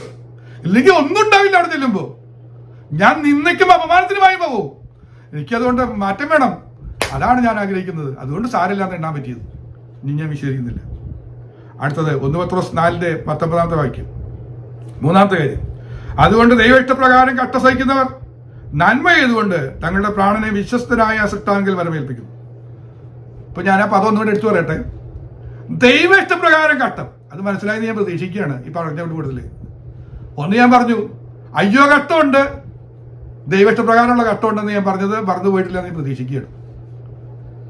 അയ്യോ ഘട്ടം ഏറ്റെടുത്തു വരുന്നത് നമുക്കറിയാം, നമ്മൾ തന്നെ വരുത്തി വെച്ച ഘട്ടം, അതിന് പ്രതിഫലമൊന്നുമില്ല. എന്നാൽ നേരത്തെ പറഞ്ഞ 10 കാര്യങ്ങൾ അത് ദൈവത്തിന് ഇഷ്ടമുള്ള കാര്യങ്ങളാണ്. ദൈവiഷ്ടപ്രകാരമുള്ള ആ വിധത്തിലൂടെ മുന്നോട്ട് പോയിട്ട് ലഭിച്ച ഘട്ടങ്ങൾ, ആ ഘട്ടങ്ങൾ സഹിച്ചാൽ ഒരു കാര്യം ചെയ്യാന്ന് പറഞ്ഞു, എൻ്റെ പ്രാണനെ ദൈവത്തിൻ്റെ ഇല്ലങ്ങളിൽ ഏൽപ്പിക്കുക. എൻ്റെ വലിയ സ്വപ്നമാണ്. മരണ വിവരം അറിഞ്ഞിട്ട്, കർത്താവേ ഞാൻ നിന്റെ അടുക്കിലേക്ക് വരുന്നു, എൻ്റെ പ്രാണനെ തൃക്കയിൽ വരവേൽപ്പിക്കുന്നു എന്ന് പറഞ്ഞൊന്ന് ഏൽപ്പിക്കുക. എനിക്കങ്ങനെ ഒരു അവസരം ലഭിച്ചിട്ടുണ്ട്. ഞാൻ പറഞ്ഞു, ആക്സിഡന്റിൽ പെട്ട് റോട്ടിൽ കിടക്കുന്ന സമയത്ത് ലോറി വന്ന് കയറി അരഞ്ഞ് തീരാൻ പോണ നേരത്ത് ഒരു കൈയെ പൊക്കാൻ പറ്റിയുള്ളൂ, മറ്റേ കൈ പൊക്കാൻ പറ്റിയില്ല. ആ ഒരു കൈ പൊക്കി പിടിച്ച് ഞാൻ പ്രാർത്ഥിച്ചു, എൻ്റെ തെറ്റുകളെല്ലാം ക്ഷമിക്കണേ, എന്നെ ശിക്ഷിക്കരുത്, നിത്യരാജ്യത്തിൽ എനിക്ക് ഓഹരി തരണേ, എന്നെ സ്വീകരിക്കണേ, എൻ്റെ പ്രാണനെ അങ്ങ് സ്വീകരിച്ചോളണം എന്നൊക്കെ പറഞ്ഞ് ഞാൻ പ്രാർത്ഥിച്ചു. അപ്പോഴാണ് ആ ലോറി വന്ന് തൊട്ട് മുമ്പിൽ വന്ന് എന്നൊക്കെ പറഞ്ഞ് എയറൊക്കെ എടുത്ത് ഒരു വിധത്തിൽ നിർത്തി അവർ സൈഡ് എടുത്ത് പോയതൊക്കെ ഒന്ന് ഓർത്ത് നോക്ക്. വലിയ ആഗ്രഹ ആ മരണസമയത്തൊന്ന് പറഞ്ഞ് ഇതൊക്കെ വരവേൽപ്പിച്ചിട്ട്, കർത്താവ് ക്രൂശിലെ എൻ്റെ ആത്മാവിനെ തൃക്കൈയിൽ വരവേൽപ്പിക്കുന്നു എന്ന് പറഞ്ഞു പോയ ആ വലിയ മാർഗം, അതിലും വലിയ മരണമൊന്നും ഇല്ല കേട്ടോ, അതിലും വലിയ ശ്രേഷ്ഠമായ മരണപതിയൊന്നുമില്ല. അതിന് സാധിക്കുന്ന പറഞ്ഞു, ദൈവiഷ്ടപ്രകാരം കട്ട തയ്ക്കുന്നവർക്ക് മരണത്തിന് തൊട്ടു മുമ്പ് അവസരം ലഭിക്കും. പ്രത്യാശയുടെ അനുഭവങ്ങൾ പോവാറായി എന്ന് പറഞ്ഞ് ബോധ്യം വരുത്തും. ആ ബോധ്യത്തിനോടുകൂടെ പ്രത്യാശയോടുകൂടെ വാചകം പറഞ്ഞു പോകാൻ പറ്റുമെന്ന് വിശ്വസിക്കേ. ഇത് ദൈവം ഒരുക്കിയിട്ടുള്ളൊരു പദ്ധതിയാണ്. അതിന് വേണ്ടിയിട്ടാണ് കട്ടം തരുന്നത്. 1 പത്രോസ് 5:10, എന്നാൽ അല്പകാലത്തേക്ക് കട്ട സഹിക്കുന്ന നിങ്ങളെ ക്രിസ്തുവിൽ തന്റെ നിത്യജനസിനായി വിളിച്ചിരിക്കുന്ന സർവകൃപാലുവായ ദൈവം തന്നെ യഥാസ്ഥാനപ്പെടുത്തി ഉറപ്പിച്ച് ശക്തീകരിക്കും. ഈ കട്ട അനുഭവിക്കുന്നതിന് വേണ്ടി പറയൂ, നിത്യജനസിലേക്ക് തന്നെ കൊണ്ടുപോകാൻ വേണ്ടിയിട്ടാണ്. വേറെ മാർഗമില്ല കൊണ്ടുവരിക. കാരണം നമ്മൾ ഈ പാപലോകത്തിൽ ജീവിക്കുന്നിടത്തോളം കാലം എല്ലാത്തിലും പറയുന്ന പോലെ നമ്മെ പാപത്തിൽ അടച്ചിരിക്കുക. അതെന്തിനാന്ന് ചോദിച്ചു കഴിഞ്ഞാൽ, നമുക്ക് രക്ഷപ്പെടാൻ പറ്റില്ല, രക്ഷകനില്ലാതെ രക്ഷപ്പെടാൻ പറ്റില്ല എന്ന് ബോധ്യം വരുത്താൻ വേണ്ടിയിട്ട് നമ്മളെ പാപത്തിൽ അടച്ചിരിക്കുക. ഞാൻ ഒരു പാപവും ചെയ്യില്ല എന്ന് ആരെങ്കിലും പറഞ്ഞാൽ അവനെ പോലെ വലിയ കള്ളൻ ഭൂമിയിൽ ഉണ്ടാവില്ല. അതാ തിരുവെഴുത്ത് പറയുന്നത്. പറ്റില്ല. വിശുദ്ധിയുടെ ഒരു പരിധി വരെ നമ്മൾ ക്രമീകരിച്ച് മുന്നോട്ട് പോകുന്നതല്ലാതെ നമ്മളൊക്കെ പാപത്തിൽ അടച്ചിരിക്കുക. നമുക്കൊന്നും നീതിമാനാകാൻ പറ്റില്ല. പാപത്തിന്റെ 4 തലങ്ങളൊന്ന് പഠിച്ചു കഴിഞ്ഞാൽ നമ്മൾ തിരിച്ചറിയും എത്ര വലിയ പ്രതിസന്ധിയിൽ നമ്മൾ കടന്നു പോകുന്നത്. പിന്നെ എങ്ങനെയാണ് രക്ഷപ്പെടുന്നതെന്ന് വെച്ച് കഴിഞ്ഞാൽ ആ ഒരു ബോധ്യം തിരിച്ചറിയണം, എനിക്ക് രക്ഷകൻ വേണം, എനിക്ക് രക്ഷകൻ വേണം. ആ തിരിച്ചറിവ് അല്ലാതെ മാർഗമൊന്നുമില്ല കർത്താവിന് നമ്മളെ രക്ഷിക്കുക. ഇപ്പൊ കുറച്ച് കട്ടമൊക്കെ തന്നിട്ട് അതിന്റെ പേരിൽ പറയുക, ഈ കട്ട സഹിച്ചതിന്റെ പേരിൽ ഞാനങ്ങ് രക്ഷിച്ചോളാം, നിത്യജനസിലേക്ക് നിത്യജനസിനായി വിളിച്ചിരിക്കുക. ഞാനൊരു വിളി വിളിക്കും, വിളിക്കും നേരം കാണും. എന്ത് വകയില്ല, നീ അത്ര വലിയ വിശുദ്ധനായിരുന്നു, ഞാൻ അത്ര വലിയ വിശുദ്ധനൊന്നുമല്ലായിരുന്നു. എന്നാൽ ദൈവiഷ്ടപ്രകാരം ചില കട്ടമൊക്കെ സഹിച്ച് എന്നെ ദൈവം ആ ബന്ധാവിലൂടെ കൊണ്ടുപോയാലേ ഞാൻ സന്തോഷിക്കുകയാണ്. മറ്റു പലരും സൗഭാഗ്യങ്ങളിൽ നിന്ന് ആനന്ദ തിമിർപ്പോടെ ക്രിസ്ത്യാനിയായത് എനിക്ക് സന്തോഷമെന്ന് പറഞ്ഞ് അർമാദിക്കുന്നുണ്ടെങ്കിൽ എനിക്ക് അവരെ കുറിച്ച് ഒന്നും പറയാനില്ല. നല്ല കാര്യം തന്നെ, അനുഭവിച്ചു, തനവനെ പോലെ ആകരുതെന്ന് മാത്രം. പക്ഷേ ഒരു കാര്യം ഓർക്കുക, എനിക്ക് ഈ കട്ടങ്ങൾ മാറുന്നില്ലെങ്കിൽ മരണം വരെ കട്ടം. എൻ്റെ ജീവിതകാലത്ത് ഇതൊന്നും ഒഴിഞ്ഞു പോകുന്നില്ല, ഇതെന്നെ കൊണ്ടേ പോവുള്ളൂ എന്ന് എനിക്ക് ബോധ്യമുണ്ടെന്നൊക്കെ പലരും പറയുന്നത് ഞാൻ കേട്ടിട്ടുണ്ട്. ശരിയായിരിക്കും, ഇത് വേദനകളൊന്നും മാറാതെ ജീവിതകാലം മുഴുവൻ കൊണ്ടുകൊടുക്കാം. പക്ഷെ ഒരു പ്രത്യാശയുണ്ട്. എന്താ പ്രത്യാശ? എന്നെ വിളിക്കും, നിത്യജീവിതത്തിലേക്ക് വിളിക്കും. ഞാൻ പിറുവിറുത്തില്ല എന്നുള്ള ഒറ്റ കാരണം കൊണ്ട്. കഷ്ടങ്ങളിൽ നമ്മൾ എന്ത് ചെയ്യണം? പിറുവിറുക്കരുത്. ഒറ്റ കാര്യം ചെയ്താൽ മതി, പ്രശംസിക്കണം. പ്രശംസിച്ചാൽ അത് ഞാൻ വായിക്കാം. അടുത്തൊന്നുകൂടെ വായിച്ചിട്ട് ഞാൻ വായിക്കാം. ലൂക്കോസ് 24:26. ദൈവമഹത്വത്തിലേക്ക് ദൈവം നമ്മൾ വിളിക്കുന്നതാണ്. ക്രിസ്തു ഇങ്ങനെ കട്ടം അനുഭവിച്ചിട്ട് എന്റെ മഹത്വത്തിൽ കടക്കേണ്ടതല്ലയോ എന്ന് പറഞ്ഞു. എന്ന് പറഞ്ഞാൽ ക്രിസ്തു കട്ട അനുഭവിച്ച് മഹത്വത്തിലേക്ക് കിടക്കും. നമ്മൾ മഹത്വത്തിലേക്ക് കിടക്കുന്നതിനെ കട്ട അനുഭവിച്ചിട്ട് മഹത്വത്തിലേക്ക് കിടക്കുക. ഇതാണ് ദൈവച്ചേട്ടൻ മറ്റൊരു വഴി. മറ്റു മാർഗമില്ല. നമ്മെ അങ്ങോട്ട് മഹത്വത്തിലേക്ക് കിടത്താൻ നമ്മുടെ നീതി പ്രവൃത്തി കൊണ്ടോ പുണ്യപ്രവൃത്തി കൊണ്ടോ വിശുദ്ധ ജീവിതം കൊണ്ടോ ഒന്നും കടക്കില്ല മക്കളെ. കടക്കാൻ ഒരു വഴിയില്ല. നമുക്ക് രക്ഷകൻ വേണം. രക്ഷകൻ നമ്മളെ രക്ഷിക്കാൻ വേണ്ടിയാണ് ഇതൊക്കെ തന്നേക്കുന്നത്. അല്ലാതെ വെറുതെ നീ കുറച്ച് സഹിക്കണോ കിടന്നിട്ടെന്ന് പറഞ്ഞിട്ട് പ്രാഗി ശപിച്ച് ഏൽപ്പിച്ചതൊന്നുമല്ല. ദൈവമക്കളെ, ഇത് ദൈവം അറിഞ്ഞുകൊണ്ട് നിന്നെ സ്നേഹിക്കുന്നതുകൊണ്ട് മാത്രം, നിന്നെ നിത്യദേശം കാണണമെന്ന് ആഗ്രഹമുള്ളതുകൊണ്ട്, നിന്നെ അത്രമാത്രം സ്നേഹിക്കുന്നത് തിരിച്ചറിഞ്ഞ് അത് സാരമില്ലാന്ന് എണ്ണീട്ട് സന്തോഷിക്കും. റോമാലേഖനം 5:3 വായിക്കുന്നു. അത് തന്നെയല്ല കട്ടത സഹിഷ്ണുതയും സഹിഷ്ണുത സിദ്ധതയും സിദ്ധത പ്രത്യാശ ഉളവാക്കുന്നു എന്ന് പറഞ്ഞ് നാം കട്ടങ്ങളിലും പ്രശംസിക്കുന്നു. ഈ കട്ടങ്ങൾ വരുന്ന സമയത്ത് ഒരു കാരണവശാലും പുറകരുത്, കർത്താവിനെ നിന്ദിക്കരുത്, കർത്താവിനെ പഴിക്കരുത്. യോവിനെ പോലെ തള്ളി പറയാത്ത വിശ്വാസത്തോടെ ഒന്ന് പ്രശംസിച്ചാൽ മതി, നമ്മൾ മഹത്വത്തിലേക്ക് എടുക്കപ്പെടും. നമുക്കുള്ള വലിയ പ്രത്യാശ എടുക്കും. ഒരു വാക്യോടെ വായിച്ച് ഞാൻ ഇവിടെ നിർത്തിയാണ്. 7-ാമത്തത് 2 കൊരിന്ത്യർ 8-ന്റെ 2-ാമത്തെ വാക്യം. കട്ടത എന്ന കഠിന ശോധനയിലായിരുന്നിട്ടും അവരുടെ സന്തോഷ സമൃദ്ധിയും മഹാദാരിദ്ര്യവും ധാരാളം ഔദാര്യം കാണിപ്പാൻ കാരണമായി തീർന്നു. അപ്പൊ ഈ കട്ടത്തിന്റെ ഒരു കാര്യം പറയാം. കട്ടം വന്നാൽ അതിൻ്റെ ഒപ്പം ഒരു സംഗതി ഫ്രീ ആയിട്ട് കിട്ടും, സന്തോഷത്തിന്റെ സമൃദ്ധി. അത് അനുഭവിക്കുന്നുണ്ടെങ്കിൽ തിരിച്ചറിഞ്ഞോ, നീ ദൈവഷ്ടപ്രകാരമുള്ള കട്ട അനുഭവിക്കുന്നത്. കട്ട അനുഭവിക്കുമ്പോൾ നിനക്കൊരു സന്തോഷം കിട്ടുന്നുണ്ട്. അതിന്റെ പേരിൽ ഞാനിങ്ങനെ ദുഃഖിച്ചു വാടി, നിന്റെ മുഖം വാടിയിരിക്കുന്നത് എന്ത്, നിനക്കൊരു സന്തോഷം ഇല്ലടേ എന്ന് ചോദിക്കാൻ ഇടവരുത്താതെ നീ പ്രത്യാശയോടെ മുഖം പുഞ്ചിരിയോടെ നടക്കാൻ പറ്റുന്നുണ്ടെങ്കിൽ മനസ്സിലാക്കിക്കോ, നീ റൂട്ട് കറക്റ്റാണ്, ദൈവഷ്ടപ്രകാരമുള്ള കട്ടാണ് സഹിക്കുന്നത്. ഞാൻ അവിടെ പറയുന്ന വേറൊരു കാര്യമുണ്ട്. ഈ കട്ടതയുടെ ഒരു കഠിന ശോധന എന്ന് പറയുന്നൊരു ഭാഗമുണ്ട്, റൂട്ട്. അതെന്താന്ന് ചോദിച്ചു കഴിഞ്ഞാൽ അവിടെ പറയുന്നുണ്ട്, മഹാദാരിദ്ര്യം എന്ന് പറഞ്ഞൊരു സാധനം തരും. ഈ അടി ഇട്ടിയും കിട്ടിയതൊന്നല്ല. നീ ദാരിദ്ര്യം എന്ന് പറഞ്ഞാൽ വീട്ടിൽ പോകില്ല, ബില്ലടക്കാൻ പറ്റാണ്ട് വരിക. ചിലർക്കൊന്നും അനുഭവം ഉണ്ടാവില്ല, എനിക്കൊക്കെ നല്ല അനുഭവം ഉണ്ട്. ബാങ്കിൽ നിന്ന് ലെറ്റർ വന്നു. എന്താ ലെറ്റർ വരുന്നത്? നിന്റെ മിനിമം ബാലൻസ് $100 ഇല്ല, അതുകൊണ്ട് ഞങ്ങൾ സർവീസ് ചാർജ് കട്ട് ചെയ്യും. സർവീസ് ചാർജ് കട്ട് ചെയ്തു, $100 ഇല്ല, നിന്റെ ക്രെഡിറ്റ് കാർഡ് ബില്ലുകളൊന്നും അടയ്ക്കാൻ പറ്റില്ല, അപ്പൊ ഫൈൻ വരും എന്നൊക്കെ പറയുമ്പോൾ ഉണ്ടാവുന്ന ഒരു വിഷമമുണ്ട്. എന്താ ഇങ്ങനെ പോണെന്ന് ആലോചിക്കുമ്പോൾ, ഇതിനൊന്നും ഒരു പരിഹാരമില്ല എന്ന് ആലോചിക്കുമ്പോൾ ഒരു കാര്യം കർത്താവ് പറയാ, എന്നിട്ട് നിന്റെ കാര്യമെല്ലാം മുടങ്ങിയെന്ന് ചോദിക്കും. അതിന്റെ പേരിൽ നീ ഒന്നും ചെയ്യാതിരുന്നോ? അപ്പോഴാണ് നമുക്ക് കട്ടതയും ഈ പ്രയാസവും ബുദ്ധിമുട്ടും ബില്ലും നടക്കാൻ പറ്റാതെ വരുമ്പോൾ എനിക്ക് അവിടെ സമയത്താണ് ഏറ്റവും കൂടുതൽ ഔദാര്യം കാണിക്കുന്നത്. ഒരു 100 ആപ്ലിക്കേഷൻ വരും. അതിൽ പലർക്കും എങ്ങനെയും ഉണ്ടാക്കി കൊടുക്കാൻ വേണ്ടി വ്യഗ്രതയോടെ ഔദാര്യം കാണിക്കാനുള്ള ഒരു മനസ്സ് കിട്ടും. അത് നന്മയ്ക്കായി തീരില്ലേ? പ്രതികൂലമായി മാറില്ലേ? ദൈവമക്കളെ, ഞാൻ എൻ്റെ വാക്കുകൾ നിർത്തുക. നീ വായിക്കാൻ എനിക്ക് സമയമില്ല, ഞാനിവിടെ നിർത്തിയാണ്. ധാരാളം മതി ഞാൻ പ്രതീക്ഷിക്കുകയാണ്. ഒരു ദൈവീയ സന്ദേശം നമ്മുടെ മനസ്സിൽ പതിഞ്ഞു വിചാരിക്കുകയാണ്. ശാന്തമായി ഞാൻ പറഞ്ഞ സന്ദേശം മനസ്സിലാകുന്നു പ്രതീക്ഷിക്കുന്നു. നിത്യയുടെ തീരത്ത് നിത്യജാസനായി വിളിക്കപ്പെട്ടിരിക്കുന്നു. നമുക്ക് ഒരുമിച്ച് കാണാം. ഈ കാലത്തിലെ കഷ്ടങ്ങൾ സാരമില്ല എന്ന് നമുക്കെണ്ണാം. ദൈവം ഈ വചനങ്ങളാൽ ആശ്വസിപ്പിക്കുമാറാകട്ടെ. ആമീൻ.